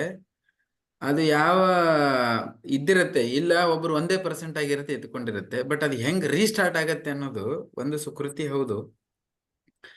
ಇನ್ನೊಂದು by the power of attraction, devotees attraction ಅನ್ನು ಗುರು ಕೃಪಾ ಅಂತ ಹೇಳ್ತೇವಲ್ಲ, ಸಂಘದ ಅಸಂಗದಲ್ಲಿ ಇದ್ದಿದ್ದಕ್ಕೆ ಅವ್ರು ದೂರ ಆಗಿರ್ತಾರೆ. ಬಟ್ ಅದು ಏನ್ ಮಾಡಿರ್ತದ ಅಲ್ಲೇ ಇರುತ್ತೆ, ಅಲ್ಲೇ ಇರುತ್ತದು.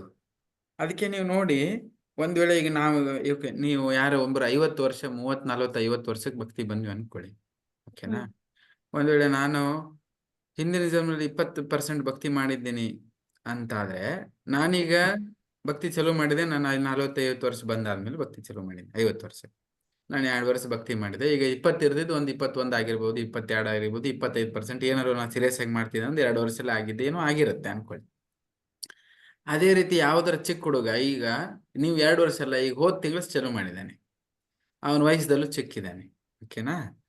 ಆದ್ರೆ ಅವನ ಭಕ್ತಿ ನಾ 2 ವರ್ಷ ಆಯ್ತು ಭಕ್ತಿ ಮಾಡ್ತೇನೆ, ನಮ್ ಕ್ಯಾಲ್ಕುಲೇಷನ್ ಇರಬಾರ್ದು ಅದರಲ್ಲಿ. ಯಾಕಂದ್ರೆ ಅವನ ಭಕ್ತಿ ಆಲ್ರೆಡಿ 90% ಆಲ್ರೆಡಿ ಮಾಡಿದ್ನಂದ್ರೆ ಹಿಂದಿನ ಜೀವನದಲ್ಲಿ ಅವ ಚಲೋ ಮಾಡಿದ್ರೆ ಹೋದ್ ತಿಂಗಳು ಚಲೋ ಮಾಡಿರ್ಬೋದು. ಆದ್ರೆ 91% ಅಲ್ಲಿಂದ ಭಕ್ತಿ ಕಂಟಿನ್ಯೂ ಆಗಿರುತ್ತೆ ಒಂದು. ಅದಕ್ಕೆ ಬಾಹ್ಯವಾಗಿ ಯಾರು ಎಷ್ಟು ದಿನದಿಂದ ಭಕ್ತಿ ಬಂದ್ರು, ಯಾವಾಗ ಚಲೋ ಮಾಡಿದ್ರು ಅದೆಲ್ಲ ಕ್ಯಾಲ್ಕುಲೇಷನ್ ಇಲ್ಲ ಒಂದು. ಎರಡನೇದು, ಎಲ್ಲಿಗೆ ಭಕ್ತಿ ನಿಂತಿರುತ್ತೆ ಅದು ಭಕ್ತರ ಸಂಘ ಎಲ್ಲದ್ರ ಕನೆಕ್ಷನ್ ಸಿಕ್ಕರೆ ಸಾಕಲ್ಲ, ಅದು ಚಲೋ ಆಗಿಬಿಡುತ್ತೆ. ಅರ್ಥ ಆಯ್ತಲ್ಲ, ಎಲ್ಲರೂ ಚಲೋ ಆಗತ್ತೆ. ಒಂದು ನೀವು ಹೇಳ್ದಾಗೆ ಸುಕೃತಿ ಇರುತ್ತೆ, ಮಾಡಿದ್ದು ಯಾರಾದರೂ ಏನಾದ್ರು ಸುಕೃತಿ ಇರುತ್ತೆ, ಅದು ಮಾಡಿದ್ದು ಒಂದಷ್ಟು ಇರುತ್ತೆ. ಅದ್ರ ಫೋರ್ಸ್ ಇರೋದ್ರಿಂದ ಒಬ್ಬೊಬ್ಬರಿಗೆ ನೋಡಿ ಬೇಗ ಹತ್ತದೇ ಇಲ್ಲ. ಅದು ತುಂಬಾ ಟೈಮ್ ಕಳೀತಾರೆ ಅದ್ರ ಬಗ್ಗೆ ಕೇಳಿ ಕೇಳಿ. 1 ವರ್ಷ 4 ವರ್ಷ 10 ವರ್ಷ ಕಳೆದ್ರೆ ಅವ್ರಿಗೆ ಒಂದೊಂದ್ಸರಿ ಕ್ಲಿಕ್ಕೇ ಆಗೋದಿಲ್ಲ. ಆಮೇಲೆ ಎಷ್ಟೋ ವರ್ಷ ಆದ್ಮೇಲೆ ಕ್ಲಿಕ್ ಆಗತ್ತೆ, ನಾನು ಮಾಡ್ಬೇಕನ್ನೋ ಭಾವನೆ ಒಂದಷ್ಟು ಜನಕ್ಕೆ ಬರುತ್ತೆ. ಒಬ್ರು ಮೊದ್ಲೇ ಹುಡುಕ್ತಾ ಇರ್ತಾರಲ್ಲಿ, ಎಲ್ಲಿ ಒಂದು ಹರಿನಾಮ ಕೇಳ್ತಂತಿದ್ರೆ ಎಂತ ಪಾಪದ ಕೆಲಸ ಮಾಡ್ತಾ ಇದ್ರು ಇಮಿಡಿಯೇಟ್ ಸೀರಿಯಸ್ ತಗೊಂಡ್ಬಿಡ್ತಾರೆ. ಅವ್ರವ್ರದ್ದು ಎಷ್ಟು ಏನ್ ಹೇಳ್ತಾರೆ ಆಯಸ್ಕಾಂತ ಇದೆಯಲ್ಲ, ಅದು ಭಕ್ತಿ ಮಾಡಿರೋದು ಕನೆಕ್ಷನ್ ಇರುತ್ತಲ್ಲ, ಅದನ್ನ ಎಳ್ಕೊಂಡು ತಗೊಂಡು ಬಂದ್ಬಿಡುತ್ತದೆ. ಹಾಗೆ ಅದ್ರಲ್ಲಿ ತುಂಬಾ ಇದೆ, ಅವ್ರು ಮಾಡಿರೋದು ಹಿಂದಿಂದೂ ಇರುತ್ತೆ. ಮತ್ತೆ ಎಂತ ಪಾಪ ಇದ್ರು ಕೂಡ ನಾರದ ಮುನಿ ನೋಡಿದ್ರ ನೀವು, ಮರ ಅನ್ನೋರು ಯಾರಿಗೆ ಚೇಂಜ್ ಮಾಡಿದ್ರು, ಯಾರವರು ಮೃಗಾರಿನ ಚೇಂಜ್ ಮಾಡಿದ್ರು. ಎಂತ ಪಾಪಿಷ್ಟಿದ್ರು ಕೂಡ ಬಾಯಿಂದ ಉಚ್ಚಾರಣೆ ಮಾಡಕ್ ಬರದೇ ಇರುವಂತವ್ರು ಕೂಡ ನಾರದ ಮುನಿಗಳು ಏನ್ ಮಾಡಿದ್ರು, ಅವರು ಭಕ್ತಿ ಮಾಡಿದ್ರು. ಹಂಗಂತೇಳಿ ಹಿಂದಿಂದೇ ಅಂತ ಕ್ಯಾಲ್ಕುಲೇಷನ್ ಇಲ್ಲ ಅಲ್ಲಿ ಗುರುಗಳು ಕೃಪೆ ಆಯ್ತು ಅಂತ ಹೇಳಿದ್ರೆ ನಮ್ 0 ಭಕ್ತಿ ಆಗಿದ್ರು ಕೂಡ ನಮ್ ಭಕ್ತಿ ಚಲೋ ಆಗ್ಬಿಡತ್ತೆ. ಸೊ ಅದಕ್ಕೆ ಇದೆಲ್ಲ ಕಾಂಬಿನೇಷನ್ ಇದೆ. ಎಷ್ಟು ಮಾಡಿರೋದು ಪೆಂಡಿಂಗ್ ಇರೋದು, ಇಲ್ಲಿ ಗುರು ಕೃಪೆ ಆಗಿರೋದು, ಭಕ್ತರ ಸಂಘ ಸಿಕ್ಕಿರೋದು. ಓಕೆ, ಒಂದ್ ವೇಳೆ ಇದೆ ಮಾಡಿಟ್ಟಿದ್ದಾರೆ 90%, ಆದ್ರೆ ಸಂಘನೇ ಸಿಕ್ಕಿಲ್ಲ, ಎಲ್ಲೂ ಅಂತ ಪರಿಸರನೇ ಇಲ್ಲ ಅಂದ್ರೆ ಅವರಲ್ಲೇ ಡಾರ್ಮೆಂಟ್ ಸ್ಟೇಟಸ್ ಅಲ್ಲಿ ಇರುತ್ತೆ. That's why we say Krishna conscious means reviving, not starting are creating. It is reviving ಅಂದ್ರೆ ಬೆಂಕಿದೆ ಒಲೆಯಲ್ಲಿ, ಅದರ ಮೇಲೆ ಬೂದಿ ಮುಚ್ಕೊಂಡಿದೆ, ಅದನ್ನ ಉಫ್ ಅಂತ ಓದೋದು, ಅದು ಬೂದಿಯಲ್ಲಿ ಹಾರ್ತದೆ ಮತ್ತೆ ಹೊತ್ಕೊಳ್ತದೆ. ಅದಕ್ಕೆ ಕೃಷ್ಣ ಭಾವನಾಮೃತ ಅಂದ್ರೆ ರಿವೈವ್ ಮಾಡೋದನ್ನು ವಾಪಸ್. ಅದು ಕನ್ನಡದಲ್ಲಿ ಶಬ್ದ ಗೊತ್ತಿಲ್ಲ ಹಂಗೆ. Krishna conscious is nothing but reviving hour love with Krishna. Exact Kannada word ನಂಗೆ ಗೊತ್ತಿಲ್ಲ.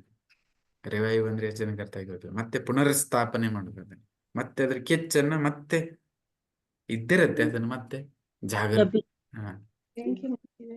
ಇದು ನಿಮ್ಮ ಕ್ವಶನಿಗೆ ಅರ್ಥ ಅಂದ್ರೆ ಆನ್ಸರ್ ಸಿಗ್ತಾ? ಹಾ ಪ್ರಭುಜಿ, ಅದೇ ಇವಾಗ ಭಕ್ತಿ ಸ್ಟಾರ್ಟ್ ಮಾಡ್ತಿರ್ತಾರಲ್ಲ, ಅಂದ್ರೆ ಈಗ ಯಾವ ತರ ಅಂದ್ರೆ ಈಗ ಸಣ್ಣ ಮಗುವಿಂದನೇ ಈಗ ಒಬ್ರು ಪ್ರೆಗ್ನೆನ್ಸಿ ಇದ್ದಾಗನೇ ಅವ್ರು ಭಕ್ತಿ ಮಾಡ್ತಿರ್ತಾರೆ, ಅಂದ್ರೆ ಜಪ ಮಾಡ್ತಿರ್ತಾರೆ, ಬುಕ್ಸ್ ಓದ್ತಿರ್ತಾರೆ. ಆ ಮಗುಗೆ ಆಲ್ರೆಡಿ ಕೃಷ್ಣ ಕಾನ್ಸಿಯಸ್ ಅಲ್ಲೇ ಇನ್ನ ಹೊಟ್ಟೆಲಿದ್ದಾಗನೇ ಅದು ಬರುತ್ತೆ ಪ್ರಭುಜಿ. ಎಸ್. ಹಾ, ಅವಾಗ ಅವ್ರದ್ದು ಹೇಗಿರುತ್ತೆ ಅಂತ ಅಂದ್ರೆ ಅವ್ರ ಮಗು ಇದ್ದಾಗಿಂದನೇ ಸ್ಟಾರ್ಟ್ ಮಾಡ್ತಾರೆ. ಈಗ ಚಿಕ್ಕ ಚಿಕ್ಕ ಮಗು ಇದ್ದಾಗನೇ ಈಗ ಸಾಂಗ್ಸ್ ಹಾಕಿದ್ರೆ, ಭಗವಂತನ ಸಾಂಗ್ಸ್ ಹಾಕಿದ್ರೆ ಡಾನ್ಸ್ ಮಾಡೋದು, ಆತರ ಅವಾಗಿಂದನೇ ಅದು ಭಕ್ತಿ ಅಂದ್ರೆ ಅವ್ರದ್ದು ಹೇಗಿರುತ್ತೆ ಅಂತ. ಅದಕ್ಕೆ ಈ ಅದಕ್ಕೆ ಸಂಸ್ಕಾರ ಅಂತ ಹೇಳ್ತಾರೆ, ಗರ್ಭಧಾರಣ ಸಂಸ್ಕಾರ ಅಂತ ಹೇಳಲ್ವಾ? ಗರ್ಭಧಾರಣ ಸಂಸ್ಕಾರದಿಂದ ಅಂತಿಮ ಸಂಸ್ಕಾರ. ಅಂತಿಮ ಸಂಸ್ಕಾರ ಎಲ್ಲರಿಗೂ ಗೊತ್ತು, ಕೊನೆಗೆ ಮಾಡೋದು. ಬಾಕಿ ಎಲ್ಲ ಸಂಸ್ಕಾರಗಳು ಯಾರಿಗೂ ಗೊತ್ತಿಲ್ಲ. ಸೊ ಅದೇನಂದ್ರೆ, ಹಂಗೆ ಒಂದು ಉದಾಹರಣೆ ಕೊಟ್ಟು ಹೇಳ್ತೇನೆ ನಿಮಗೆ. ಈಗ ನೀವು ಬೆಂಗಳೂರಲ್ಲೇ ಇದ್ದೀರ, ಒಂದು ದೊಡ್ಡ ಒಳ್ಳೆ ಸಿಟಿ ಇದೆ, ಓಕೆನಾ? ಒಂದಷ್ಟು ಅಲ್ಲಿ ಲಕ್ಸುರಿಯಸ್ ಮನೆಗಳು ಇದ್ದಾವೆ. ಈಗ ಒಂದು ಮೀಡಿಯಂ 10,000 ರೂಪಾಯಿ ರೆಂಟದ ಮನೆನೂ ಸಿಗ್ತಾವಲ್ವಾ? 5,000 ರೂಪಾಯಿ ಮನೆನೂ ಸಿಗ್ಬೋದು, 50,000 ರೂಪಾಯಿ ಮನೆನೂ ಸಿಗ್ಬೋದು, ಅಲ್ಲಿ 5 ಲಕ್ಷ ರೂಪಾಯಿ ಮನೆನೂ ಸಿಗ್ಬೋದು. ಎಂತಾವ್ ಹೇಳ್ತಾವ 5 ಲಕ್ಷ ರೂಪಾಯಿ ಮನೆಗಳು, ಏನು ಸ್ವಿಮ್ಮಿಂಗ್ ಪೂಲ್ ಇದೆ, ಆ ಫೆಸಿಲಿಟಿ ಇದೆ, ಈ ಫೆಸಿಲಿಟಿ ಇದೆ, ಏನೆಲ್ಲ 5 ಲಕ್ಷ ರೂಪಾಯಿ, 5 ತಿಂಗಳ 5 ಲಕ್ಷ ಕೊಡೋರು ಇದ್ದಾರೆ ಅಲ್ಲಿ ದೊಡ್ಡ ದೊಡ್ಡ ಸಿಟಿಯಲ್ಲಿ, ಅಂತ ಬಾಡಿಗೆ ಕೊಟ್ಕೊಂಡಿದ್ದಾರೆ. ಇನ್ನೊಂದು ಮನೆ ಸಿಗತ್ತೆ 2,000 1,000 ರೂಪಾಯಿ ಕೊಟ್ಟು ಇಡ್ಬೋದು. ಅಂದ್ರೆ ನೀವು ನೋಡಿ, ನಾನು ಎಲ್ಲಾ ವೆರೈಟಿ ಜನ ಅಲ್ಲಿ ಬಾಳ್ತಾ ಇದ್ದಾರೆ, ಎಲ್ಲರೂ ಬಾಡಿಗೆ ಕೊಡ್ತಿದ್ದಾರೆ. ಈಗ ನೀವು ಅರ್ಥ ಮಾಡ್ಕೊಳ್ಳಿ, 2,000 ರೂಪಾಯಿದ ಮನೆಯಿಂದ ಹಿಡಿದು 2 ಲಕ್ಷ ರೂಪಾಯಿದ ಮನೆ ಒಳಗೂ ಎಲ್ಲ ವೆರೈಟಿ ಮನೆ ಇದಾವೆ ಅಂತ ಅಂದ್ರಲ್ಲ ನಾನು. ನೀವು ಅರ್ಥ ಮಾಡ್ಕೊಳ್ಳಿ ಅದ್ರ ಫೆಸಿಲಿಟಿ ಹೆಂಗಿರುತ್ತೆ. ಈಗ ಅಲ್ಲಿ ಯಾರ್ಯಾರು ಎಂತ ಜನ ಬರ್ಬೋದು ಅಂತ ನೀವೇ ಥಿಂಕ್ ಮಾಡಿ, ಓಕೆನಾ?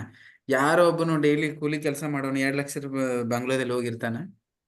ಅವ್ನು ಸಾಧ್ಯ. ಅರ್ಥ ಆಯ್ತಲ್ಲ? ಯಾರ್ಯಾರು ಅವ್ರವ್ರ ಬಜೆಟ್ ಇದೆ, ಅವ್ರವ್ರ ಕಮಾಯಿ ಏನಂದ್ರೇನು, ಅರ್ನಿಂಗ್ ಇದೆ, ಇನ್ಕಮ್ ಇದೆ, ಆ ಆಧಾರದ ಮೇಲೆ ಥಿಂಕ್ ಮಾಡಿ ಮನೆ ಹೊಡ್ಕೊಂಡು ಹೋಗಿರ್ತಾರೆ. ಓಕೆ, ಮಿತಿ ಮೀರಿ ಹೋಗಿರೋದಿಲ್ಲ. ಒಂದ್ ವೇಳೆ ಅವ್ರು ಚೆನ್ನಾಗಿದ್ದಾರೆ ಅಂದ್ರೆ ತುಂಬಾ ಇದರಲ್ಲಿ ಶೆಡ್ ನಲ್ಲಿ ಹೋಗಿ ಯಾರು ಇರೋದಿಲ್ಲ. ಅವ್ರ ಮೈಂಡ್ ಸೆಟ್ ಆಗಿರುತ್ತೆ. ಅದಕ್ಕೆ ಹೇಳ್ತಾರೆ ಮಿಡಲ್ ಕ್ಲಾಸು, ಹೈ ಕ್ಲಾಸು, ಆ ಕ್ಲಾಸ್ ಏನೇನೋ ಕ್ಯಾಲ್ಕುಲೇಷನ್ ಇರುತ್ತೆ. ಈಗ ಅರ್ಥ ಆಯ್ತು ನಿಮ್ಗೆ? ಯಾವ ವ್ಯಕ್ತಿ ಏನ್ ಅವನ ಇದು ಇದೆ ಅಂದ್ರೆ ಕೆಪಾಸಿಟಿ ಇದೆ, ಅಂತದ್ ಜಾಗದಲ್ಲಿ ಅವನ ಮನೆ ಹೋಗಿರ್ತಾನೆ. ನಿಮ್ಮ ಹತ್ರ ನೀವೇ ಮಾಲೀಕರೇ ಅನ್ಕೊಳ್ಳಿ, 2 ಲಕ್ಷ ರೂಪಾಯಿದ ಮನೆ ಮಾಲೀಕರು ನೀವೇ ಇದ್ದೀರಿ, ನಿಮ್ಮ ಹತ್ರ ಬಾಡಿಗೆಗಿದೆ. ಓಕೆ, 2,000 ರೂಪಾಯಿದ ಶೆಡ್ಡು ಬಾಡಿಗೆಗಿದೆ, 10,000 ರೂಪಾಯಿದ ಮನೆನೂ ಬಾಡಿಗೆ ನಿಮ್ಮ ಹತ್ರ ಇದೆ. ಬರೋರು ಎಲ್ಲರೂ ಬೇರೆ ಬೇರೆ ಜನನೇ ಬರುದಲ್ಲ, ಸೇಮ್ ಜನ ಎಲ್ಲದಕ್ಕೂ ಬರುದಿಲ್ಲ ಅಲ್ಲಿ. ಈ ಉದಾಹರಣೆ ಹೇಳಿದೆ. ಹಂಗೇನೆ ಎಷ್ಟೋ ತಂದೆ ತಾಯಿಯರ್ ಮಕ್ಕಳಾಗಿ ಹುಡ್ತಾರೆ, ಗರ್ಭದಲ್ಲಿ ಈಗ ಹುಟ್ಟಿದ ತಕ್ಷಣ ಭಜನೆ ಕೀರ್ತನೆ ಮಾಡ್ತಾರೆ, ಎಲ್ಲ ಬರ್ತಾರೆ. ಅಂದ್ರೆ ಈಗ ಸಂಸ್ಕಾರ ಏನಿದೆಯಲ್ಲ ತಂದೆ ತಾಯಿದು ಗರ್ಭಧಾರಣ ಸಂಸ್ಕಾರದಲ್ಲಿ, ಅವರು ಎಂತ ಮನೆ ಕಟ್ಟಿದಾರಲ್ಲಿ, ಗರ್ಭದಲ್ಲಿ ಎಂತಹ ಮನೆ ಕಟ್ತಿದಾರಲ್ಲ, ಅಂತಹ ಯೋಗ್ಯವಾದಂತ ಆತ್ಮಗಳು ಆಕರ್ಷಣೆಯಾಗಿ ಇಲ್ಲಿ ಬರ್ಲಿಕ್ಕೆ ಇಚ್ಛೆ ಪಡ್ತಾರೆ. ಒಂದ್ ವೇಳೆ ಅವ್ರ ಸಂಸ್ಕಾರ 2,000 ರೂಪಾಯಿ ಏನು ಇದ್ರ ತರ ಇದೆ ಅಂದ್ರೆ, ತುಂಬಾ ಲೋ ಗ್ರೇಡೆಡ್ ಅವ್ರ ಮನಸ್ಥಿತಿ ಇದೆ, ವ್ಯವಹಾರಗಳಿದೆ, ಅವ್ರ ಸಂಸ್ಕಾರ ಹಾಳು ಮುಳಿದೆ ಅಂತೆ, ಅಂತದೇ ಜೀವಗಳು ಬಂದು ಅಲ್ಲಿ ಆಶ್ರಯ ಪಡ್ಕೊಡ್ತಾರೆ. ಅರ್ಥ ಆಯ್ತಾ? ಓಕೆ, ಯಾರು ಅವಾಗಿಂದ ಭಕ್ತಿ ಮಾಡ್ತಿದಾರೆ, ಎಲ್ಲಾ ಚೆನ್ನಾಗಿ ಮಾಡ್ತಿದಾರೆ, ಗರ್ಭದಲ್ಲಿರುವಾಗ ಮಾಡ್ತಾ ಇದಾರೆ ಅಂದ್ರೆ, ಆ ಚೆನ್ನಾಗಿ ಭಕ್ತಿ ಮಾಡಿರುವಂತ ಆತ್ಮಗಳು ಇರ್ತವೆ ಅಂತ, ಅವರಿಗೆ ನೆಕ್ಸ್ಟ್ ಬಾಡಿ ಬೇಕಾಗಿರುತ್ತೆ, ಅಂತ ಮಕ್ಕಳು ಬಂದು ಅಲ್ಲಿ ಆಶ್ರಯ ತಗೊಳ್ತಾರೆ. ಅರ್ಥ ಆಯ್ತಲ್ಲ?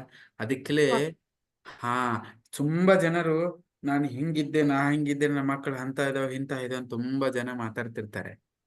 ಅದಕ್ಕೆ ಕಾರಣ ಯಾರು ಹೇಳ? ಯಾರು ಈಗ ಹೇಳಿ?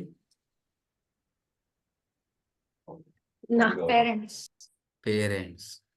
ಯಾಕಂದ್ರೆ ಮನೆ ಎಂತದ್ ಕಟ್ಟಿದ್ರು, ಸಂಸ್ಕಾರ ಎಂತದ್, ಯಾವಾಗಿಂದ ಅದು ಹುಟ್ಟಿದಾದ್ಮೇಲೆ ನೀವು ಬಟ್ಟೆ ಗಿಟ್ಟೆ ಕೊಟ್ಟಿದ್ದಾದಲ್ಲ, ಅದು ಎಲ್ಲಿಂದ ಇದೆ? ನಮ್ಮ ಪ್ರಜ್ಞೆ ಹೆಂಗಿತ್ತು ಗರ್ಭಧಾರಣ ಸಂಸ್ಕಾರದಿಂದನೇ, ಅಲ್ಲಿಂದನೇ. ಅಲ್ಲಿ ಹೆಂಗಿತ್ತು ಅಲ್ಲಿಂದ ಅಂತ ಜನ ಬಂದ್ರಲ್ಲಿ. ಅದಕ್ಕೆ ದೂರುದು ಯಾರನ್ನ? ದೂರ್ತಾ ಇದ್ದಾರೆ, ಇಂಥ ಮಗ ಹುಟ್ಟಿದ್ರು ನಮಗೆ, ನನಗೆ ಹೊಡೆದ್ರು, ಅಥವಾ ನನಗೆ ಕಾಟ ಕೊಡ್ತಾರೆ, ಊಟ ಹಾಕಲ್ಲ, ಮನೆ ಬಿಟ್ಟು ಹೊರಗೆ ಹಾಕ್ತಾರೆ, ಏನೆಲ್ಲ ಸಮಸ್ಯೆಗಳಿದ್ದಾವೆ. ಈಗ ವೃದ್ಧಾಶ್ರಮ ಹಾಕಿ ಬರ್ತಾರೆ. ಅದು ಎಲ್ಲದಕ್ಕೂ ಮೇನ್ ರೂಟ್ ಗೊತ್ತಾಯ್ತಲ್ಲ ನಿಮಗೆ ಏನದು ಅಂತ ಹೇಳಿ? ಲಾಜಿಕ್ ಇಲ್ಲೇ ಇದೆ. ಅದಕ್ಕಾಗಿ ತಂದೆ ತಾಯಿಗಳ ತುಂಬಾ ಜವಾಬ್ದಾರಿ ಇದೆ ಮಕ್ಕಳದ್ದು. ಅಂದ್ರೆ ಎಂತ ನೀವು ಒಳ್ಳೆ ಮಕ್ಕಳು ಪಡ್ಕೋಬೇಕು ಅಂತಾದ್ರೂ ಕೂಡ ಇದೆಲ್ಲ ತುಂಬಾ ಅವಶ್ಯಕತೆ ಇರುತ್ತೆ. ಅದಕ್ಕೆ ಅವ್ರದ್ದು ಈಗ ನೀವು ಅವ್ರು ಮಾಡ್ತಾ ಇದ್ದಾರಲ್ಲ, ಗರ್ಭಧಾನ, ಅವ್ರಿಗೆ ಗರ್ಭಿಣಿ ಇರುವಾಗಲೇ ಪುಸ್ತಕ ಓದ್ತಿದ್ದಾರೆ, ಇದು ಓದ್ತಿದ್ದಾರೆ ಅಂದ್ರೆ ಆ ಸಂಸ್ಕಾರಗಳನ್ನು ಕ್ರಿಯೇಟ್ ಮಾಡ್ತಿದ್ದಾರೆ, ಅಂತ ಮನೆ ಕ್ರಿಯೇಟ್ ಮಾಡ್ತಿದ್ದಾರೆ ಅಂದ್ರೆ ಅಂತ ಆತ್ಮಗಳ ಆಕರ್ಷಣೆಯಾಗಿ ಅಲ್ಲಿ ಆಶ್ರಯ ಪಡುತ್ತಾ ಇದ್ದಾರೆ. ಹಂಗೆ ಇರುತ್ತೆ. ಅದಕ್ಕೆ ಆ ಟೈಮಲ್ಲಿ ನಾವು ಸಂಸ್ಕಾರ ಕೊಡ್ತಾ ಇದ್ದೀವಿ, ನಾವೆಷ್ಟು ಭಕ್ತಿ ಮಾಡಿದೀವಿ ಇಲ್ಲ ಗೊತ್ತಿಲ್ಲ, ಬಟ್ ಅಂತ ಒಂದು ಸಂಸ್ಕಾರ ನೀವು ಕೊಡ್ತಾ ಇದ್ದೀರ ಅಂತ ಅಂತ ಆತ್ಮ ಬಂದು ಅಲ್ಲಿ ಆಶ್ರಯ ತಗೊಳ್ತಾರೆ. ಅದು ಆ ಮಕ್ಕಳು ಕೂಡ ಇನ್ನೂ ನಮ್ಗಿಂತ 10 ಪಟ್ಟು ಭಕ್ತಿ ಹೊಂದಿರೋರೇ ಹುಟ್ಟಿರ್ಬೋದು, ನೋಡಕ್ ಚಿಕ್ಕವ್ರು ಇರ್ಬೋದು. ಅದಕ್ಕೆ ಅದು ಒಂದು ಸೇವೆ. ಜನ್ಮ ಕೊಡೋದು ಇದೆಯಲ್ಲ, ಅದು ಇದು ಅಲ್ಲ, ಅದು ಏನಂತ ಹೇಳ್ತಾರೆ, ಬರ್ಡನ್ ಅಲ್ಲ, ಅದು ಮಕ್ಕಳನ್ನ ಸಾಕೋದು. ದಟ್ ಈಸ್ ಒನ್ ಸೇವೆ. ಅದು we are facilitating children to become God conscious and progress in their bhakti. That is how grahasthas has to think. ಗೃಹಸ್ಥ ವಿಚಾರ ಮಾಡ್ಬೋದು, ಅಯ್ಯೋ ಮಕ್ಕಳು ಬಂದ್ರೆ ಅವರಿಗೆ ಸಾಕಬೇಕು, ಅವ್ರಿಗೆ ಬೆಳೆಸ್ಬೇಕು, ಓದಿಸ್ಬೇಕು. That is not the mood of devotees mood ಅದಲ್ಲ.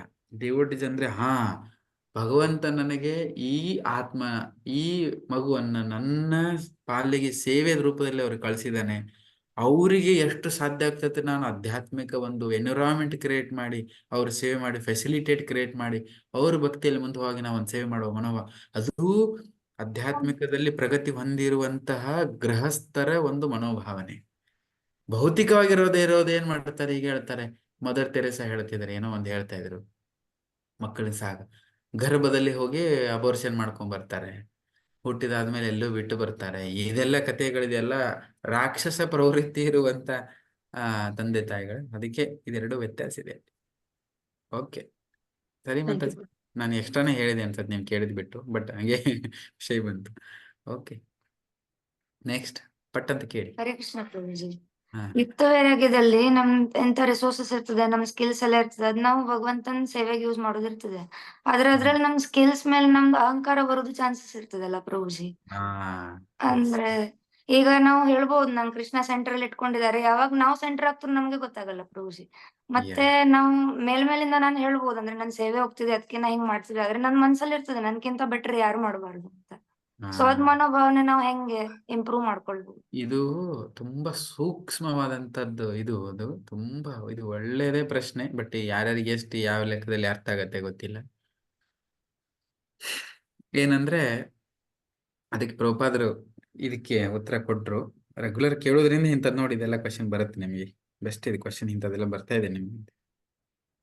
ತುಂಬಾ ಜನ ಭಕ್ತಿ ವಿಚಾರ ಬಂದಾಗ, ಭಕ್ತಿ ಮಾಡುವಾಗ ನಾನು ಹೋಗಿ ಮಾಡ್ತೇನೆ, ನಾನು ಒಳ್ಳೆ ಶೃಂಗಾರ ಮಾಡ್ತೇನೆ, ನನಗೆ ಸೇವೆ ಸಿಕ್ಕಿದೆ, ನಾನೇ ಮಾಡ್ತೀನಿ. ತುಂಬಾ ಜನ ಮಾಡ್ಕೊಡೋರು ಮಾತಾಡ್ತಿರ್ತಾರೆ, ನೋಡಿರ್ಬೋದು. ಸೇವೆ ಮಾಡುವಾಗ, ಯಾವ್ದಾರು ದೇವಸ್ಥಾನದಲ್ಲಿ ಮಾಡುವಾಗ, ಯಾವ್ದಾರು ಒಂದು ಸೇವೆ ತಗೊಂಡವ್ರು ಮಾಡುವಾಗ, ಒಂದು ಶೃಂಗಾರ ಮಾಡುವಾಗಲಿ ಸಣ್ಣ ಸಣ್ಣದೇ ವಿಷಯ ಇರುತ್ತೆ. ಅಡಿಗೆ ಮಾಡಕ್ಕೆ ಯಾರಿಗೆ ಚೆನ್ನಾಗಿ ಬರುತ್ತೆ, ಅಥವಾ ಯಾರಿಗಾರ ಹೂ ಕಟ್ಟಕ್ ಬರುತ್ತೆ, ಎಲ್ಲರಿಗೂ ಒಂದಿರುತ್ತದೆ. ಎಲ್ಲರಿಗೂ ಒಂದ್ ಕಡೆ ಹಂಗರ್ಕೆ ಹೇಳ್ಕೊಬೇಕು ಅನ್ನೋದು ಒಂದು ಭಾವನೆ ಇರುತ್ತೆ ಮಾಡುವಾಗ. ಬಟ್ ಅದು ಏನಾಗತ್ತೆ ಅಂದ್ರೆ ಪ್ರಭುಪಾದರು ಅದಕ್ಕೆ ಹೇಳ್ತಾರೆ, ಎಷ್ಟು ಚೆನ್ನಾಗಿ ಶೃಂಗಾರ ಮಾಡಿದ್ದೀನಿ ನಾನು ಮಾಡಿ ಒಳಗಡೆ. ಅದಕ್ಕೆ ಪ್ರಭುಪಾದರ ಒಂದ್ಸರಿ ಯಾವುದೋ ಅದು ಸನ್ನಿವೇಶ ಇದೆ, ಆ ಸನ್ನಿವೇಶ ನಂಗೆ ಫುಲ್ ನೆನಪು ಬರ್ತಾ ಇಲ್ಲ, ಬಟ್ ಅದು ಹೇಳಿದ ದೊಡ್ಡ ಸ್ಟೋರಿ ಇದೆ. ಅದಕ್ಕೆ ಪ್ರಭುಪಾದರು ಹೇಳಿದ್ರು, ನೀನು ಶೃಂಗಾರ ರಾಧಾ ಕೃಷ್ಣ ಭಗವಂತನಿಗೆ ಮಾಡಿಲ್ಲ, ನಿನ್ನ ಅಹಂಕಾರಕ್ಕೆ ಶೃಂಗಾರ ಮಾಡಿ ಬಂದಿಯ ವಿಗ್ರಹದ ಒಳಗೆ, ಗುಡಿ ಒಳಗಡೆ ಹೋಗಿ ಅಂತ ಪ್ರಭುಪಾದರು ಹೇಳಿದ್ರು. ಅಂದ್ರೆ ನಾನು ತೋರ್ಸೋದಕ್ಕೋಸ್ಕರ, ನಾನು ನನ್ನ ಗುಣಗಾನಕ್ಕೋಸ್ಕರ ಅಲ್ಲಿ ಹೋಗಿ ನಾನ್ ಮಾಡಿದೆ, ನನಗೊಂದು ಕಲೆ ಇದೆ, ಆ ವಾವ ಅನ್ಲಿ ಜನರು ಅಂದ್ಕೊಂಡು ನಾನು ಏನಾದ್ರು ಆ ಭಾವನೆ ಬಂತು, ಬರುತ್ತದು. ಅಂದ್ರೆ ಏನದು ಶೃಂಗಾರ ಯಾರ್ದಾಯ್ತಲ್ಲಿ? ನನ್ನ ಅಹಂಕಾರ ಸೇವೆ ಯಾರ್ದಾಯ್ತು? ನನ್ನ ಅಹಂಕಾರ ಸೇವೆ ಆಯ್ತು, ದೇವರ ಸೇವೆ ಆಗಿಲ್ಲ. ಅರ್ಥ ಆಗ್ತಿದ್ಯಾ? ಇದು ತುಂಬಾ ಸೂಕ್ಷ್ಮ ವಿಷಯ, ಅದು ಅರ್ಥ ಇದೆ. ಸೊ ಹಾಗೆ ಬರಬಾರ್ದು. ಅದಕ್ಕೆ ಏನ್ ಮಾಡ್ಬೇಕಂದ್ರೆ ಯಾವಾಗೂ check and balance, check and balance, check and balance. ಅದಕ್ಕೆ ಭಕ್ತಿಯಲ್ಲಿ ಏನ್ ಚಟುವಟಿಕೆ ಮಾಡುತ್ತೇವೆ ಅನ್ನೋದಷ್ಟೇ ಅಲ್ಲ, ಯಾವ ಮೂಡಲ್ಲಿ ಮಾಡ್ತೇವೆ ಅನ್ನೋದು ಬಹಳ ಇಂಪಾರ್ಟೆಂಟ್ ಇದೆ. ನೆನ್ಪಿಟ್ಕೊಳ್ಳಿ ನೀವೆಲ್ಲರೂ. ಭಕ್ತಿಯಲ್ಲಿ the letter of the law, the spirit of the law ಅಂತ ಹೇಳ್ತಾರೆ ಇಂಗ್ಲಿಷ್ ಅಲ್ಲಿ. That letter of the law ಸೇವೆ ಅಷ್ಟೇ, ಇದನ್ನ ಮಾಡಿದೆ, ಅದನ್ನ ಮಾಡಿದೆ, ಇದನ್ನ ಮಾಡಿದೆ, ಅದು letter of the law. Spirit of the law ಅಂದ್ರೆ ಅದ್ರ ಹಿಂದೆಗಡೆಗೆ ಯಾವ ಮನೋಭಾವದಲ್ಲಿ ನಾವು ಅದನ್ನ ಮಾಡ್ತಾ ಇದೀವಿ. ತುಂಬಾ ಜನ ಇರ್ತಾರೆ, ಆ ಮನೋಭಾವ ಎಂತದು ನಮ್ದು, ಆ ಮನೋಭಾವ ತುಂಬಾ ಇಂಪಾರ್ಟೆಂಟ್ ಇರುತ್ತೆ. ನಮಗ್ ಹಂಗ ಅನಿಸ್ತಾ ಒಂದೊಂದ್ಸರಿ ಅದನ್ನ ಹೆಂಗ್ ಗೊತ್ತಾ ಮಾಡ್ಕೊಳ್ಳೋದು, ಫಸ್ಟ್ ಯಾರಿಗ್ ಮಾಡ್ತೀವಿ ಅಂತ ಗೊತ್ತೇ ಆಗುದಿಲ್ಲ ಅದು. ಅದಕ್ಕೆ ಎರಡು ರೀತಿ ಇದೆ. ಅವಾಗ ನಾವು ಮಾಡಿದ್ ನೋಡಿ ನನಗೆ ಅಂತದ್ ಏನಾರ ಒಳಗಡೆಯಿಂದ ಬಬಲ್ಸ್ ಬರ್ತಾ ಇದಾವ, ನಾವು ಚೆಕ್ ಮಾಡ್ಕೊಳ್ಬೇಕು. ಅದು ಹೆಂಗಾಗತ್ತೆ ಅಂದ್ರೆ ಸೇವೆ ಮಾಡ್ಬೇಕು, ಭಕ್ತರ ಸೇವೆ ಮಾಡ್ಬೇಕು. ಮತ್ತೆ ಒಂದೊಂದ್ಸರಿ ನಮ್ಗೆ ಗೊತ್ತಾಗೋದಿಲ್ಲ ಅಂತ ಹೇಳಿದ್ರೆ ನಮ್ಮ ಸೀನಿಯರ್ ಕೇಳಬೇಕು. ಸೊ ಇದರಲ್ಲಿ ಏನಾಗ್ತದೆ, ಅವರು ಅಬ್ಸರ್ವ್ ಮಾಡ್ತಿರ್ತಾರೆ, ಸ್ವಲ್ಪ ಕೇಳ್ಬೇಕು ಸೀನಿಯರ್ಗೆ ಹಿಂಗೇನಿದೆ ಹಿಂಗೇನಿದೆ ಅಂತ.